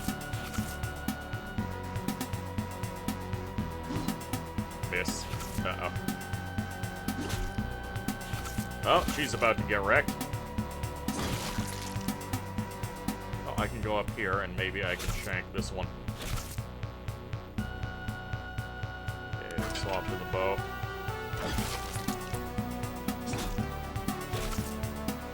Continuing to remind you of games you need to play through. Fancy! Welcome aboard! How are you doing? Another game that also gives it away when I have to tab out in order to shout someone out.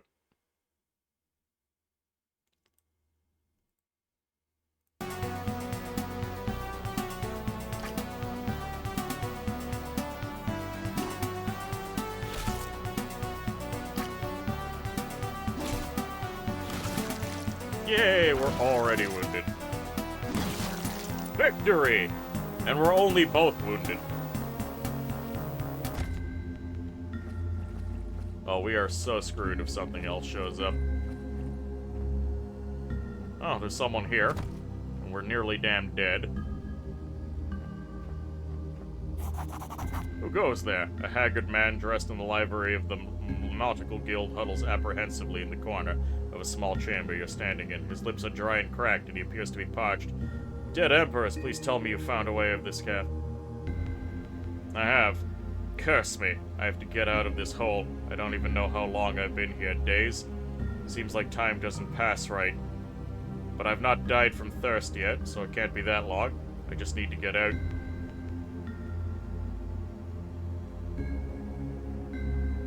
Hold on, how did you get up here? They took the bodies of the drowned, men and women I've known for years, all blue and swollen, dragged them into this cave. Crabs as big as horses. How could such a thing be? What's wrong with this place? It occurs to you that the wretch either does not recognize you from the Zephyr, or he's too desperate to care. In any case, I was too weak to fight back when I landed. They must have thought I was dead, dragged me into the darkness. But when I heard those sounds, claws rending dead flesh, something awoke in me. I kicked and screamed as best as I could, and they let me go. I ran as fast as I could, but I took a turn in the darkness and ended up here. I could hear them moving about in the caves, around me. I didn't dare try to make it out. If you hadn't come here, I'd have died from the thirst. The way out should be clear for you now. Thank you so much. I'll live to see another day. By the golden dead, I'll be mending my wicked ways. If I make it out of here, no more dice and whoring. Good luck. Your portrait looks quite healthy, yes. The desperate man wastes no time scrambling past you towards the fresh air and safety. That was Ari. Cat seems flustered. Poor bastard. Sounds like he's losing his mind the way he talked. Trapped down here for days? He's an arse, but he didn't deserve that. None of them did. Oh, oops. Thievery 4. Pick. Unlocked. Excellent. Tonic of Vitality, Cure Disease, and Cure Poison. Excellent. And I leveled up. We're level 3. We have to be level 5 in order to start working on Lightning Bolt.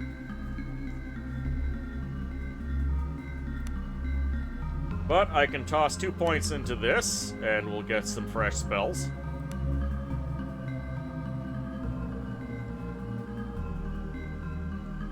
You know, as much as I'm annoyed by the idea of summon giant insect, having something for the enemy to attack that isn't me might be a good idea.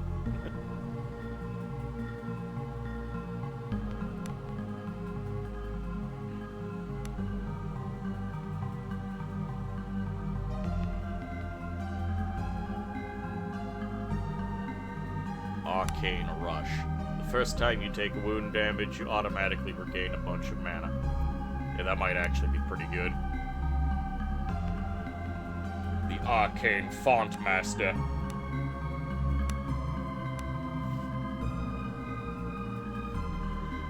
Well, the Max Cascade lets me cast more, but at the same time, my ability to actually cast is so limited that I'm basically out of spells by turn 2. The increased aptitude would be nice, but again, I'm not convinced. I think we're gonna... But I can't. I'd have to dump 5 points into this. Ah, the life of a level 1 wizard. Sorry, I'm level 3 now, Morty.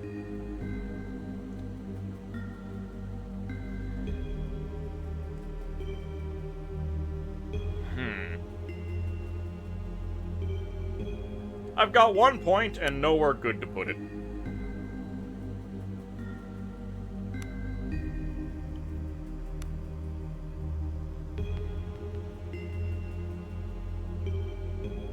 Still have limited spell slots. Yep. I have 1 point and it's not going to go anywhere important. And all I look at this, so Max Cascade is not going to do anything. So 3 points to get nothing useful. 4 points to get increased crafting, which isn't all that combat useful. 6 points to get increased attunement, which is extra mana.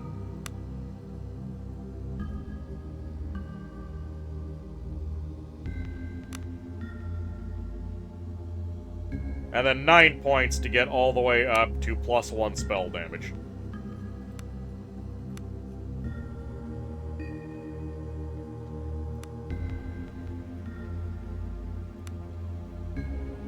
Maybe.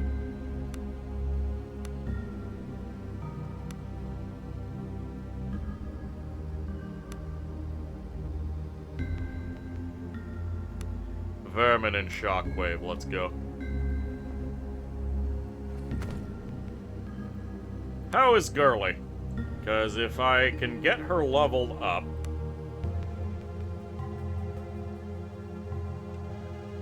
Injured arm, -1 agility and strength. 972 XP to go. It'll be quite some time before she levels up, which is a problem.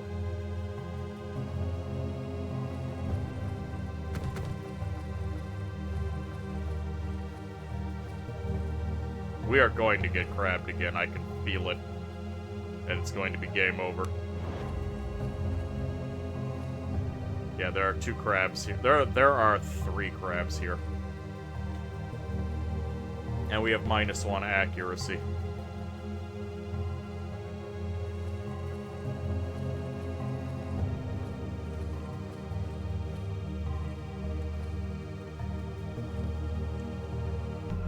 I mean, I can go all out with my spells again.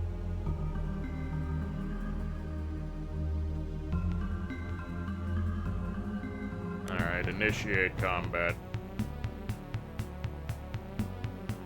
Put her back here.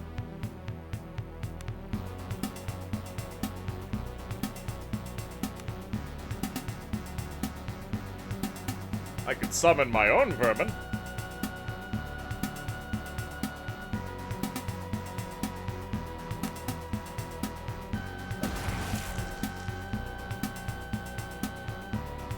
Oh, that's not even a, that is something else entirely. Okay, those things are panicked. 15 piercing damage.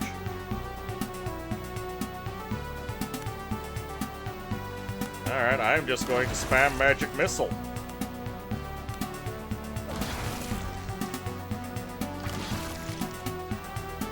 Outstanding. Beak worms, that seems to have been the case. Giant leeches, perhaps. Picked up Glowman.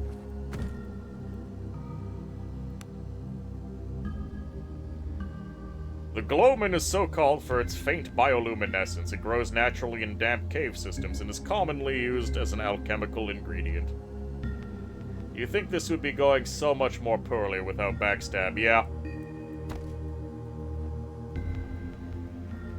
Really? There's nothing else here? I got... Did I seriously only get one?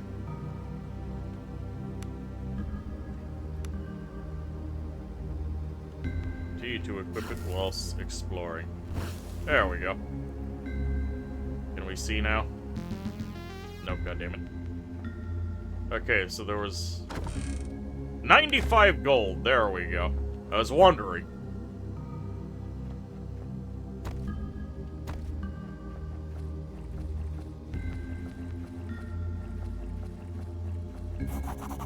A strangely haunting piping can be heard from the caves ahead. Surely it must be the wind? Then again, it rises and falls with an eerie sense of musicality. That does nothing to set your mind at ease.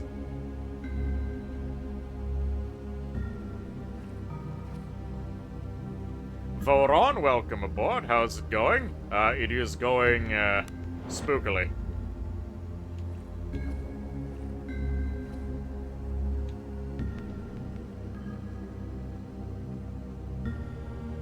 I see a bat.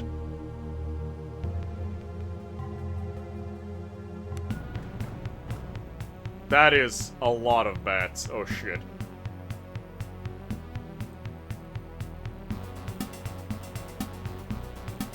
One, two, three, four. These bats. I'm going to die here. I'm just gonna call it now.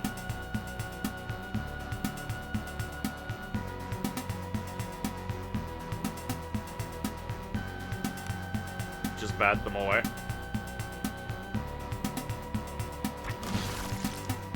Okay, that one died immediately. That's a good sign. And now we cast Magic Missile.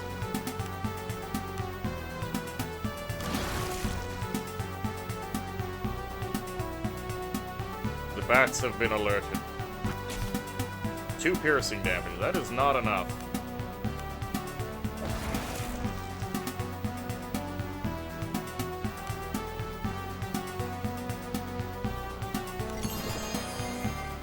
Yeah, of course they can move across the goddamn planet.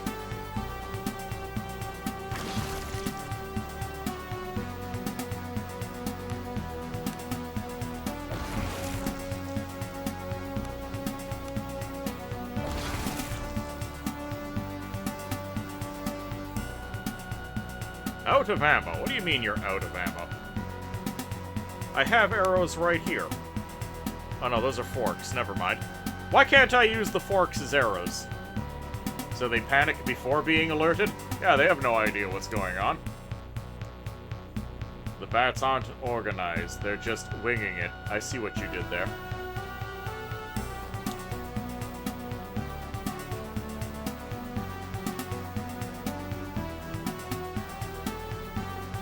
They're panicking from what happens, then they're alerted to your presence. Gonna wait. Maybe I can just finish this with Magic Missile.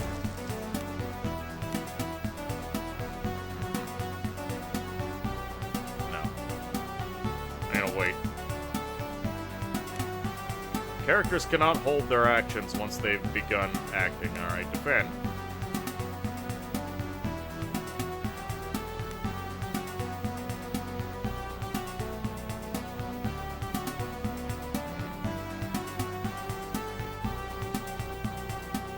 Bats have 5 movement.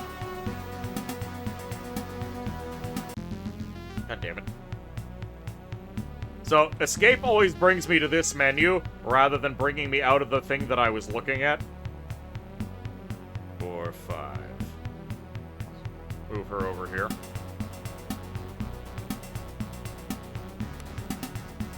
I'm gonna try and shank this bat.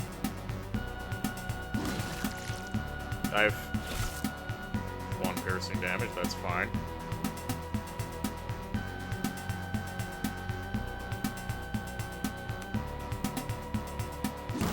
There we go. 140 XP.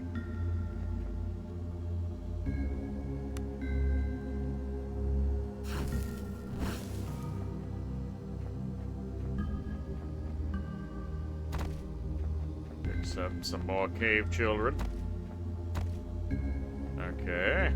Left or right? You had nearly grown accustomed to the foul stench that lingers in these caves, but now it once more assaults your senses with renewed vigor, rolling out of the eastern passage like so many black tendrils probing for a way into the very core of your being. Whatever lies ahead must be at the center of the rot that permeates this pit. We're good. Through grit alone, you refuse to let the foulness find its purchase, and you fight down the nausea that wells up in you. Okay, so that's where we need to be, so that means we go this way.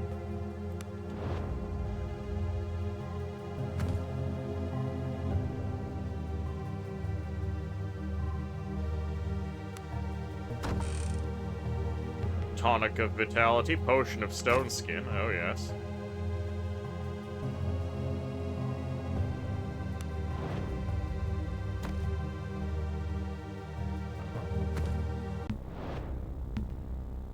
Ah, we found the exit to the cave. There's a guy up there. Picked up egg.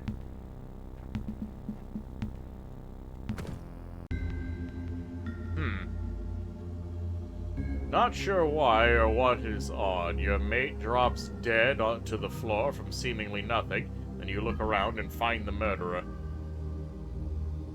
I mean, your mate drops dead beside you and you freak the hell out. And then you see someone holding a gun. And you go, oh shit.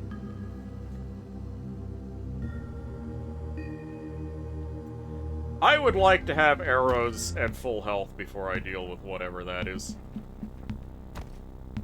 Picked up some sunmouth.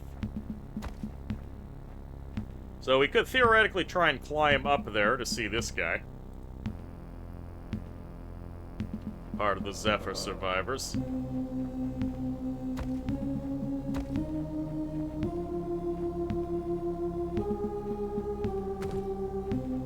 There's something down there.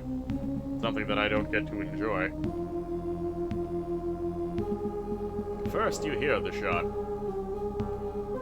Can you craft arrows, or do you just gotta scrounge for them? I think I need a crafting table.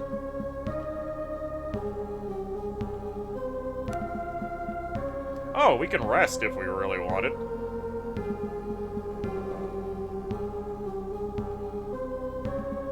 You treat the shock as going into alert mode. You heighten your senses to try and figure out what happened. While the alert in-game would be more like spotted, yep. Rot crawler insect, used in Potion of Regeneration.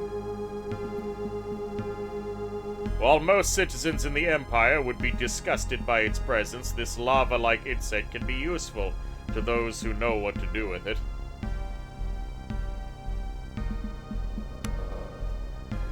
Often found growing in areas of direct sunlight, these bright flowers are often used as decoration at the summer solstice.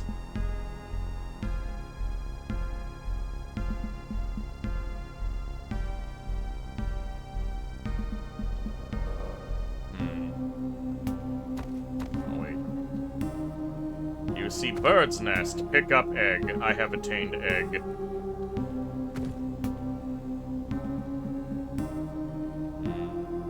We could use rope to go down here. Wait, athletics of 1.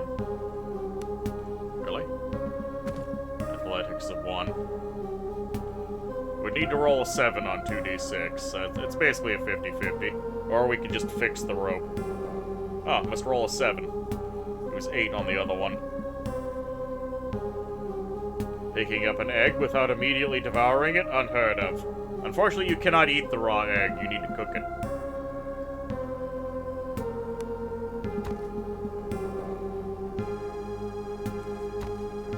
Egg. Pick up egg. There we go. Egg. Yes, egg. I have attained many egg.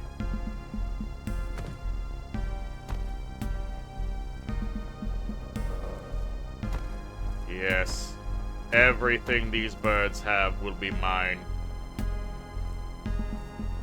Okay, so if we had like a super athlete character, we could have just avoided the cave entirely and all of the delicious XP in order to just hoist ourselves up.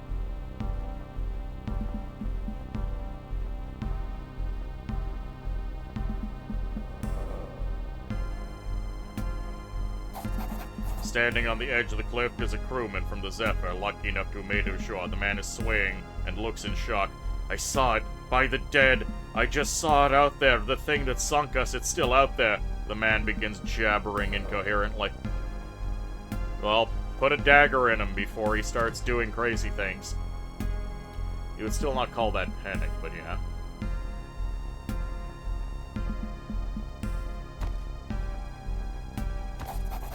A finely wrought telescope used for astronomical observations. Its lenses are no doubt the product of some of the Empire's finest hyalomancers.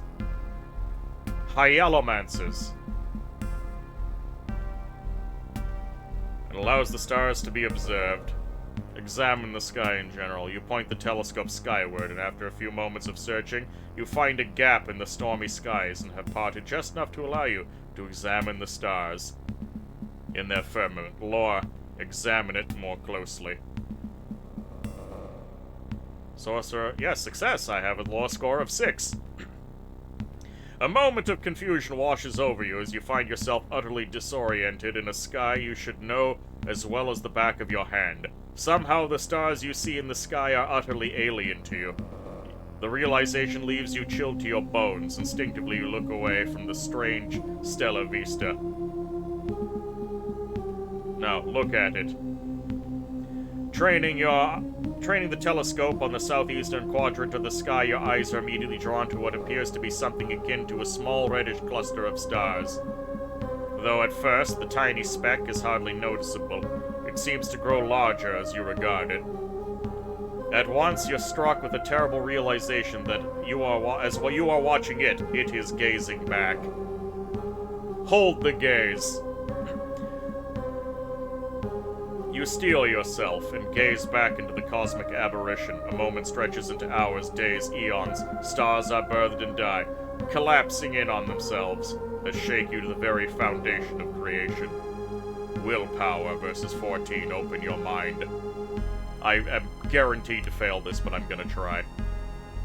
Sorcerer will automatically fail this skill check due to having a low skill score versus this difficulty. Unfortunate. But I can't just back out.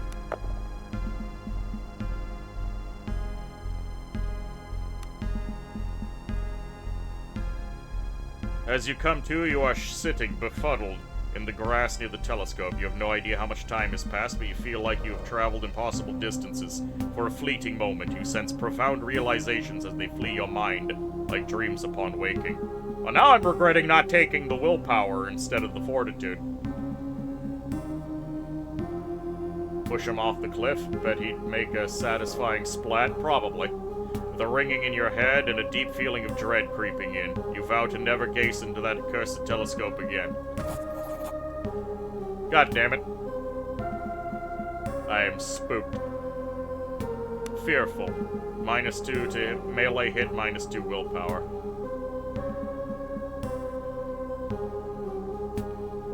Roll a successful willpower saving throw at the end of each turn to remove. Wait, can I just pass a turn? Will it eventually just go away? Doesn't seem like it. Ah, stuff! Astronomer's journal, ration, brandy. So I can pass a turn, but passing a turn is not clearing the fearful effect. Which is annoying.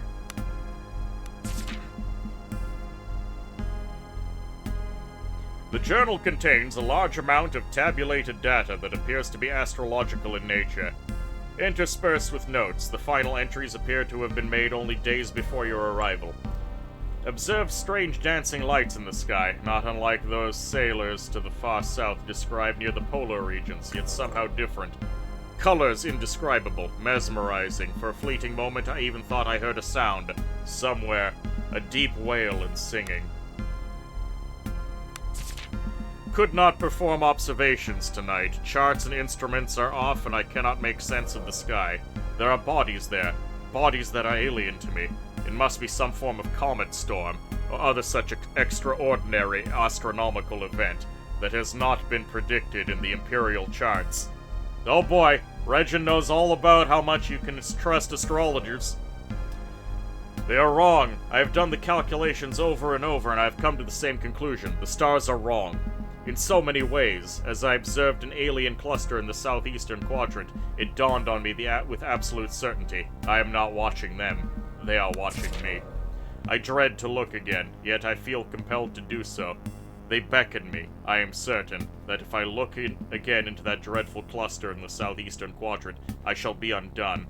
Yet there are answers there, deeper and more profound than any mortal mind can comprehend. I believe I shall look again. I must.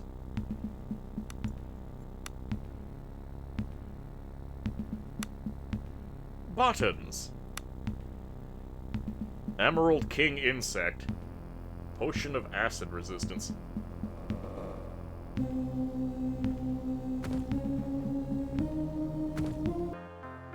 Ah! This is the camp screen. Use it to feed the party and select camp activities.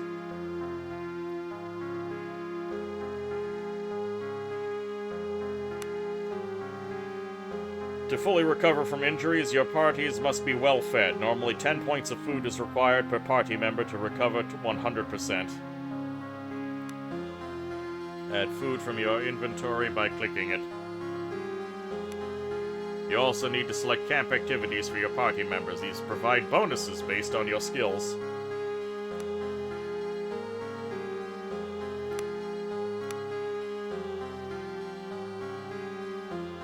Character has a chance to create a small number of hunting arrows depending on their crafting skill. I have 9 crafting skill versus 10 difficulty. So I think we'll be fletching. Can motivate people. Ah, I could train with the lore skill. She has no lore, so she cannot train. 2d6 plus 2. That's not a great chance of foraging.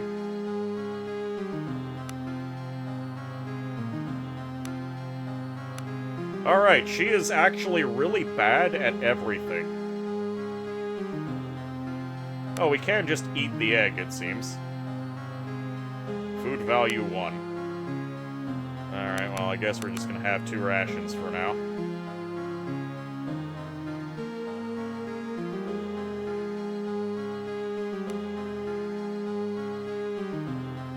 Four arrows, too heavily wounded to work.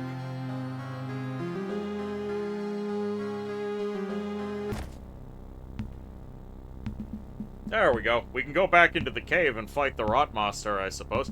Are those cats? Oh, they're dire hounds. Okay. Not quite a cat.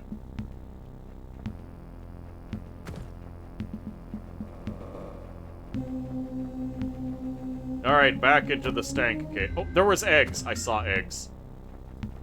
Eggs detected.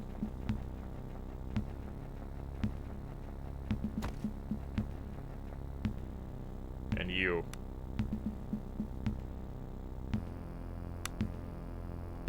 Equip those arrows. There we go. We've got 4 arrows on her.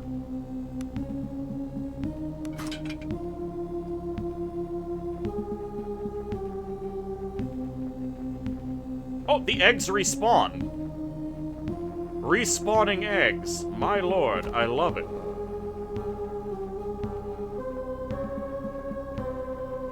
Did any of the eggs down here respawn?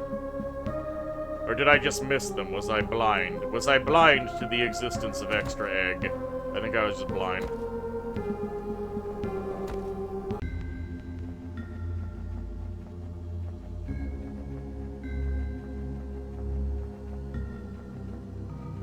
Alright, let's be spooky.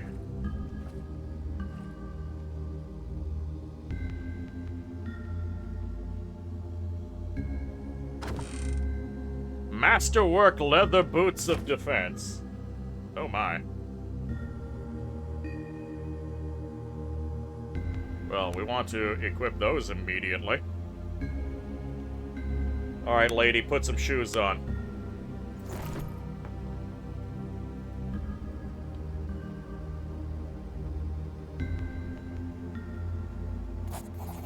The corpse of the doomed crew of the Zephyr are arranged around the chamber's central column. A pale light shines down from an aperture in the vaulted cave ceiling above, illuminating their bloated features and pale blue skin. Is there a form of artistry to their arrangement? For a brief moment you almost find it beautiful. The thought comes into your mind unbidden, an interloper. Stepping between the corpses, you spot a man who you immediately recognize as the Zephyr's first mate. Around his neck, a sturdy chain glimmers, and you carefully fish out a strange octagonal amulet, richly filigreed with the navigational rosette of the Nautical Guild carved on it. There is no doubt the captain's seal, and is apparently an item that the guild will pay handsomely to have returned to them. As you pocket the amulet, you become aware of movement in the waters around you. Strange stalked eyes regard you as several chitinous horrors emerge. No doubt the abominations have come to feed on the flesh of the dead, or the living. We could try and sneak away. Success. You carefully step away from the corpse and begin to try and make your way out of the horrid chamber. Alright, well, we got the stuff, and we didn't have to get into a fight for it.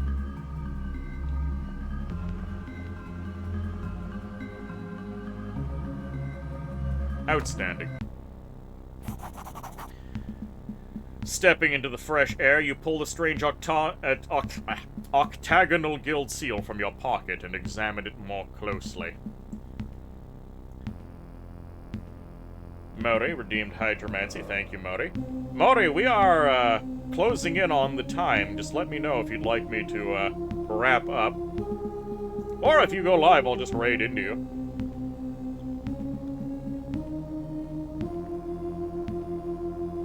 It's not like there's going to be different perspectives for the upcoming game.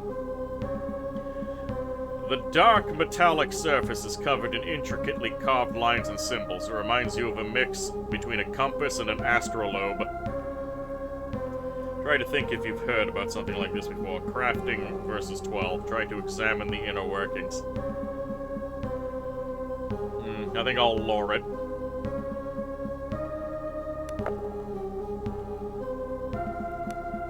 You indeed have heard of this type of device before. As you understand it, it allows the officers of the Nautical Guild ship to operate the vessel's complicated navigational instruments. But more important than that, it also serves as a device that records the captain's log.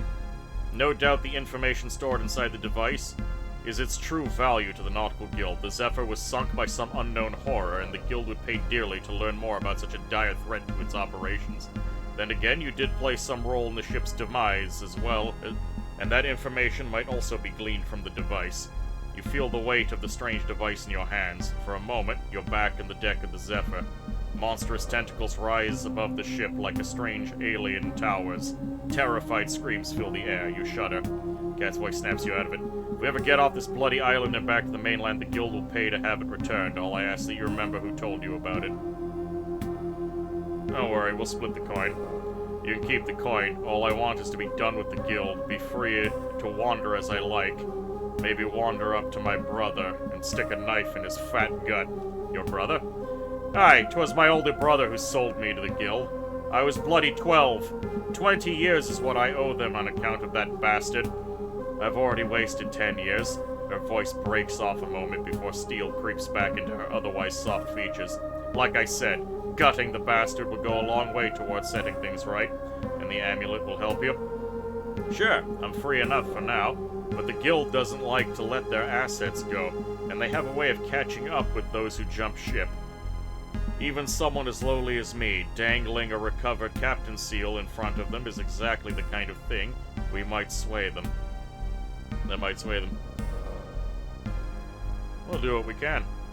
I'm liking you more and more. Let's start by getting off this bloody island alive. You'll get everything ready in about 25 minutes. Okay, was there anywhere else we could go? Oh, there are some flowers here I didn't pick, because I didn't see them.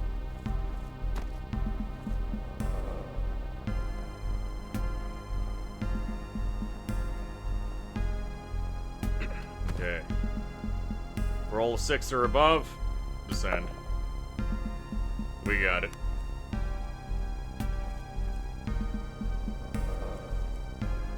Okay, there's a dire wolf down there, but there's also loot.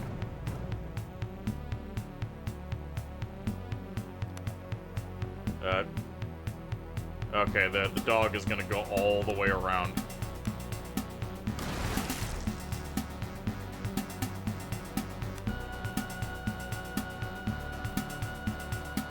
I'm not wasting arrows on one dog.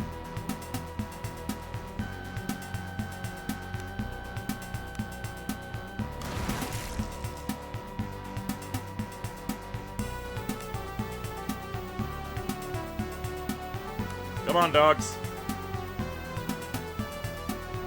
Wait, how far did he move?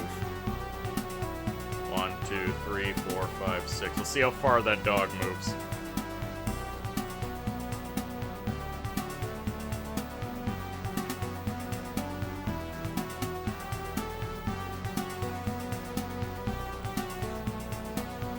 That dog moves 6. 1, 2, 3, 4, 5, 6. Alright, so we can just wait here.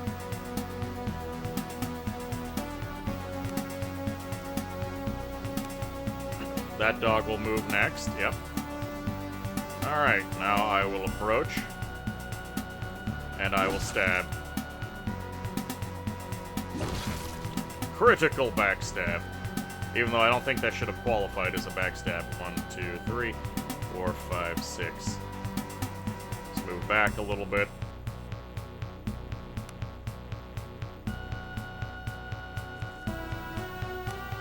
Come on, puppy.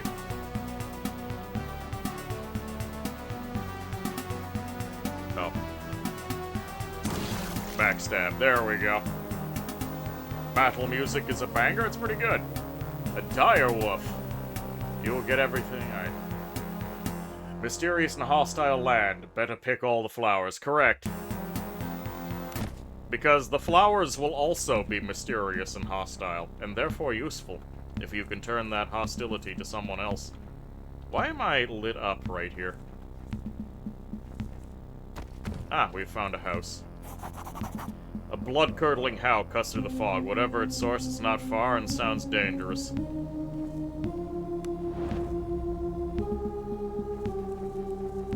We are in stealth mode. We are stealthily picking flowers now. A body lies broken upon the ground, though it has been gnawed by hounds. It seems clear that this person fell or jumped from the cliffs above. Oh, that's the astrologer.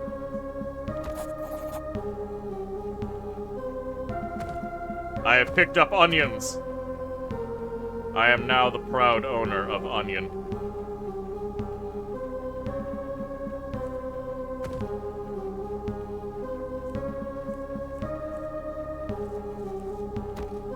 Picked up penny buns. What is a penny bun? We never went this way. Is there a way down? Oh, there's a dude here. A lanky man with skin like sun-dried leather stares slack-jawed at you. He's dressed in rags with a wide-brimmed hat and a large bundle of scrap slung over his shoulder. Do Basilio's eyes deceive him? More ghosts? Or did the sea spit you back out alive? Not many are that likey. Your eyes fall to the crude spike club that hands a bill. Who are you? Basilio makes his living picking what the mother of maelstroms does not swallow. And it's been rich pickings as of late. Crates and barrels and even the oddly fresh morsel. The man bears a row of blackened teeth and what you assume is a smile. Rich pickings? Listen here, there's a proposal for you. The man smiles greedily and enters me. Shore is bursting with bounty today. Man can make a fortune if he sets his mind to it. Better yet, no need for Basilio to risk his hide. You seem fit enough, and I've got coin. I'll buy whatever you bring me. Might even be a piece or two to sell if you're interested. Just beware them clippers. Very well. Basilio will be warming up his bones at the old abandoned farmhouse right behind us. Find me there. We'll see. The man slinks off into the fog. Head north. As his form dissolves into the nothingness of the mist, you hear him muttering to himself excitedly.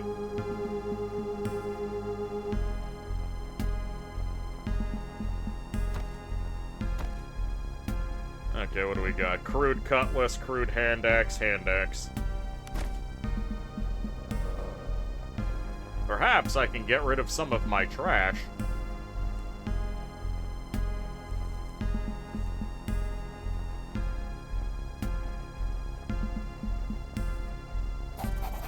The small abandoned farm is overgrown and derelict, and it appears to be abandoned.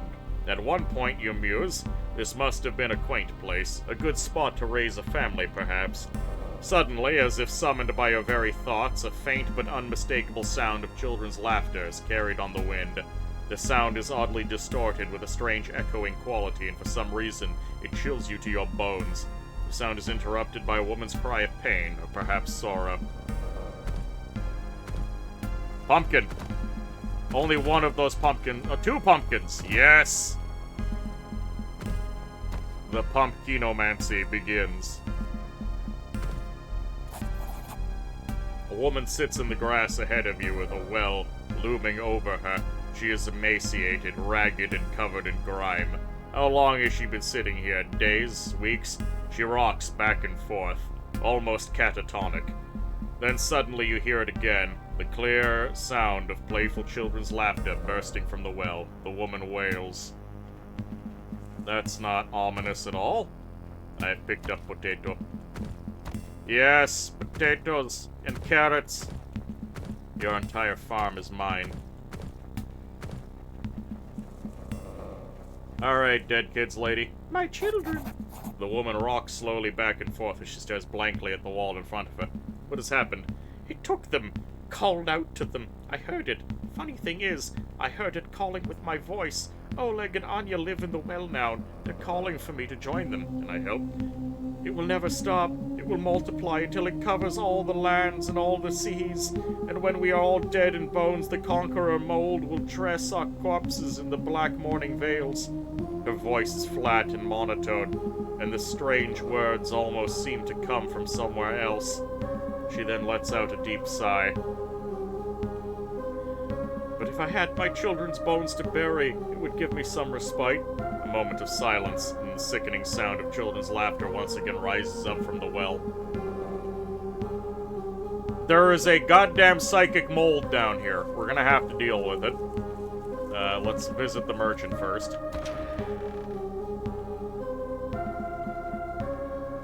Beds and inns. Keep an eye out for beds or inns and rest while adventuring. Doing so is superior to sleeping in the wild. While resting at an inn, you have the option to manage your party.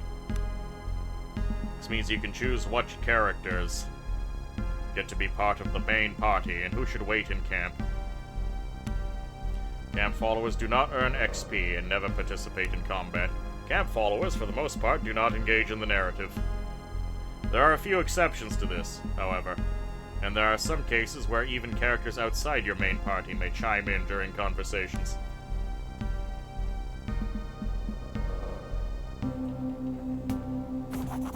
The chest ahead of you is covered in seaweed. It also looks familiar. Instantly you realize this is your luggage from the Zephyr. It had been stowed too well to get during the mutiny, but by some miracle it made it here. It must have been salvaged. Better yet, this combination lock remains sound, meaning the contents of the chest is likely still unmolested. You best not be getting any ideas of my property, little fishy, Basilio growls. You mean my property. What old Mother Maelstrom saw fit to bequeath to me, I keeps. His eyes narrow as he fiddles with the strap of his club. And again, that's not to say I might be willing to make a deal with you. What do you have in mind? See, there's this man, a stargazer he is, came here a few weeks ago, perched himself on that cliff over there. Basilio points to the cliff rising over the beach. Thing is, he was carrying something I hardly put into words, like a tube with glass in it, that you used to look at the stars and such. The telescope? Aye, that's what he called it. Old Basilio would love to have it if you can get your way up there and to where he made camps. There's meaning in the stars, you see, old wisdoms and such. And don't fret, Basilio saw big old fat crows circling near the camp. I'll bet Basilio's eye the stargazer's dead and rotten in his telescope just waiting to be salvaged. I'll see what I can do. Well, we were just up there. It'd be nighttime. Of course, we did jump down. I don't think we can make our way back up, no. We gotta go the long way.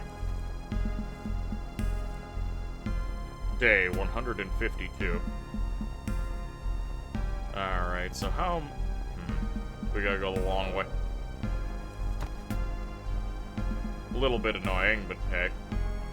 I get all my stuff back, which will certainly be nice.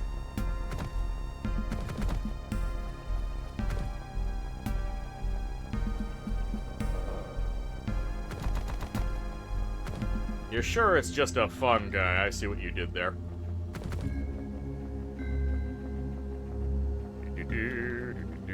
Yeah. Spooky cave time.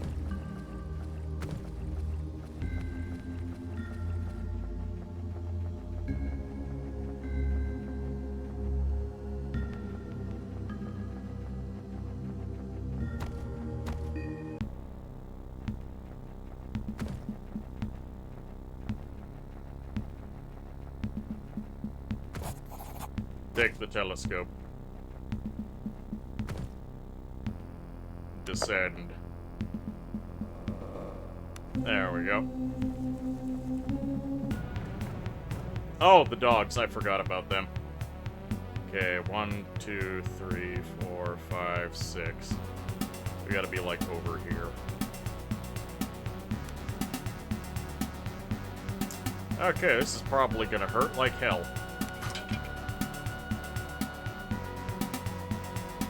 Actually, I'll wait.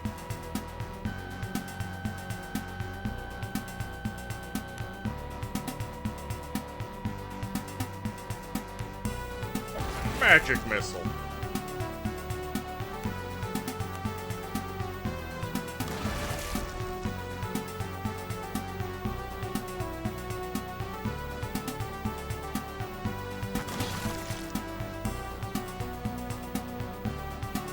Okay, the panic is ended.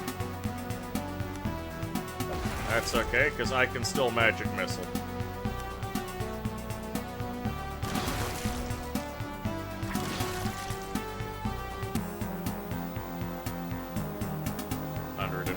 XP, and she finally leveled up. Cat reaches level 3, plus 3 vitality.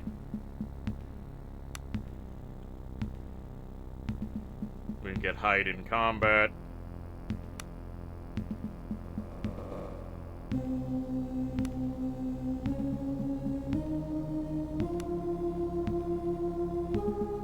If I put 2 points in here, we can get increased backstab damage. Hamstring. Execute an attack. If the attack is successful, it will hamstring.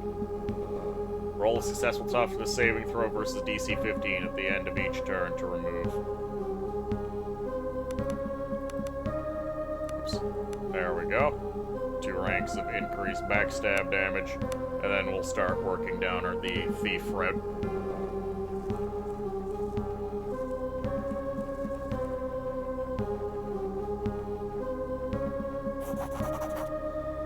There's the one who cheated Mother Maelstrom and loaded with trinkets for old Basilio, perhaps. There might be some fine coin in it for you. The man shakes a worn leather pouch at you that clinks with the sound of coins. Stay as long as you like. Just don't drink the water in the well. The fireplace casts a warm glow across the piles of old fish bones, broken furniture, and strange trinkets that litter the ruined home. Basilio hums contentedly to himself. I have a telescope. As you hand the telescope over to the wreck picker, his eyes light up in a not wholly sane manner. The chest is yours, little fish. Basilio shouts over his shoulder as he rushes out into the yard with his new prize. Oh, damn it, I didn't get to trade with him. Fine dagger. My robes! Yes, and 100 gold. Hell yes. At least I have some real damn clothes now. And my fine dagger. Wait, what? Fine dagger, there we go. Stuff! Correct.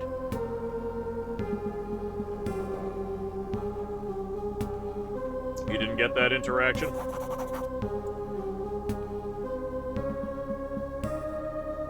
Oh, okay. Let's trade. Alright. Time to start selling all of this trash that I've been accumulating. Oh, hold on. Exit. I probably just ripped myself off a little bit. I should have been using my thief to do this.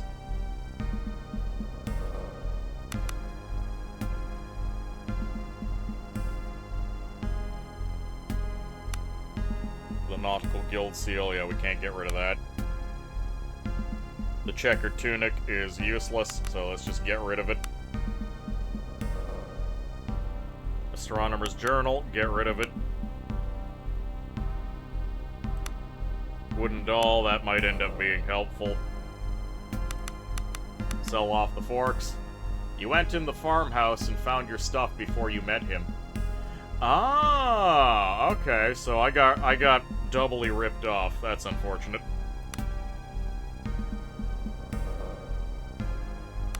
Conch shell. Buttons, probably trash.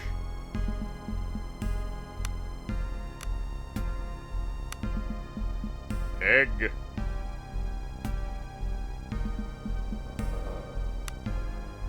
Penny buns are mushrooms that make for excellent eating. Okay, well, we keep that then.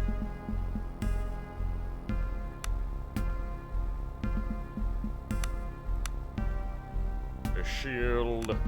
Hunting arrows. The vendor wants 2 gold per arrow? He's ripping me off. But I do need some arrows.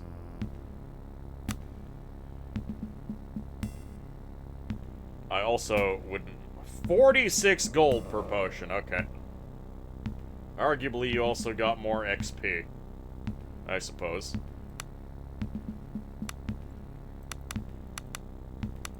Alright, I'll get a bunch of hunting arrows.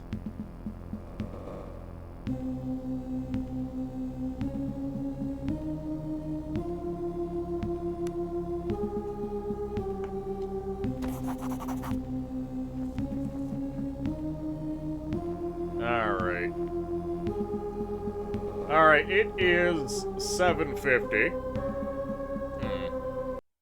I have a collab to begin with Maori and Pautato.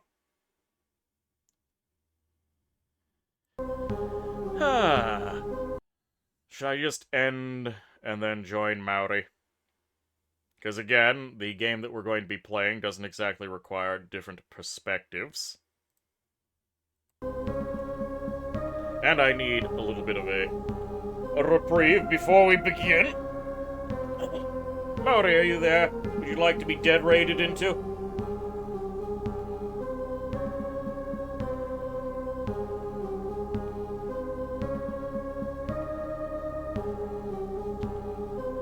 Because I don't think we'll be going down the well today. This game seems pretty cool, even if incredibly brutal. I find it odd that I was getting ranged backstabs, especially when I wasn't anywhere near the person being backstabbed for that whole flanking dealio, but I guess it's because they weren't incredibly aware of me yet. This place does seem rather nasty. Hold on, I'm just going to ask my fellows.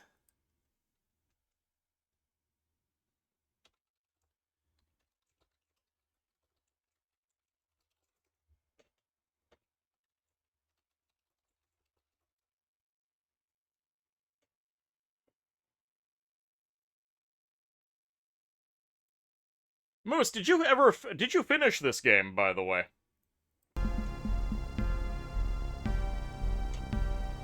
Like, overall, I would say I have a good impression of this one. The magic is incredibly limited in that way that only D&D style games can be.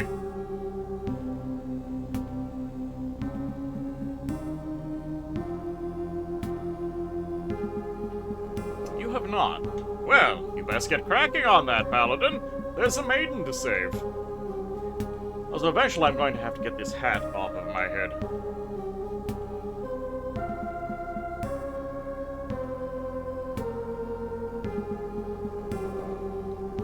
Alright, well, we have a new game to go into very soon, and I'll be doing it with Maori Kauri and Pautato Cat. I'm gonna shout both of them out.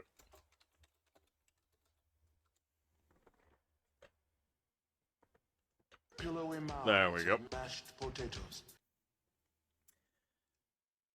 So, let's see.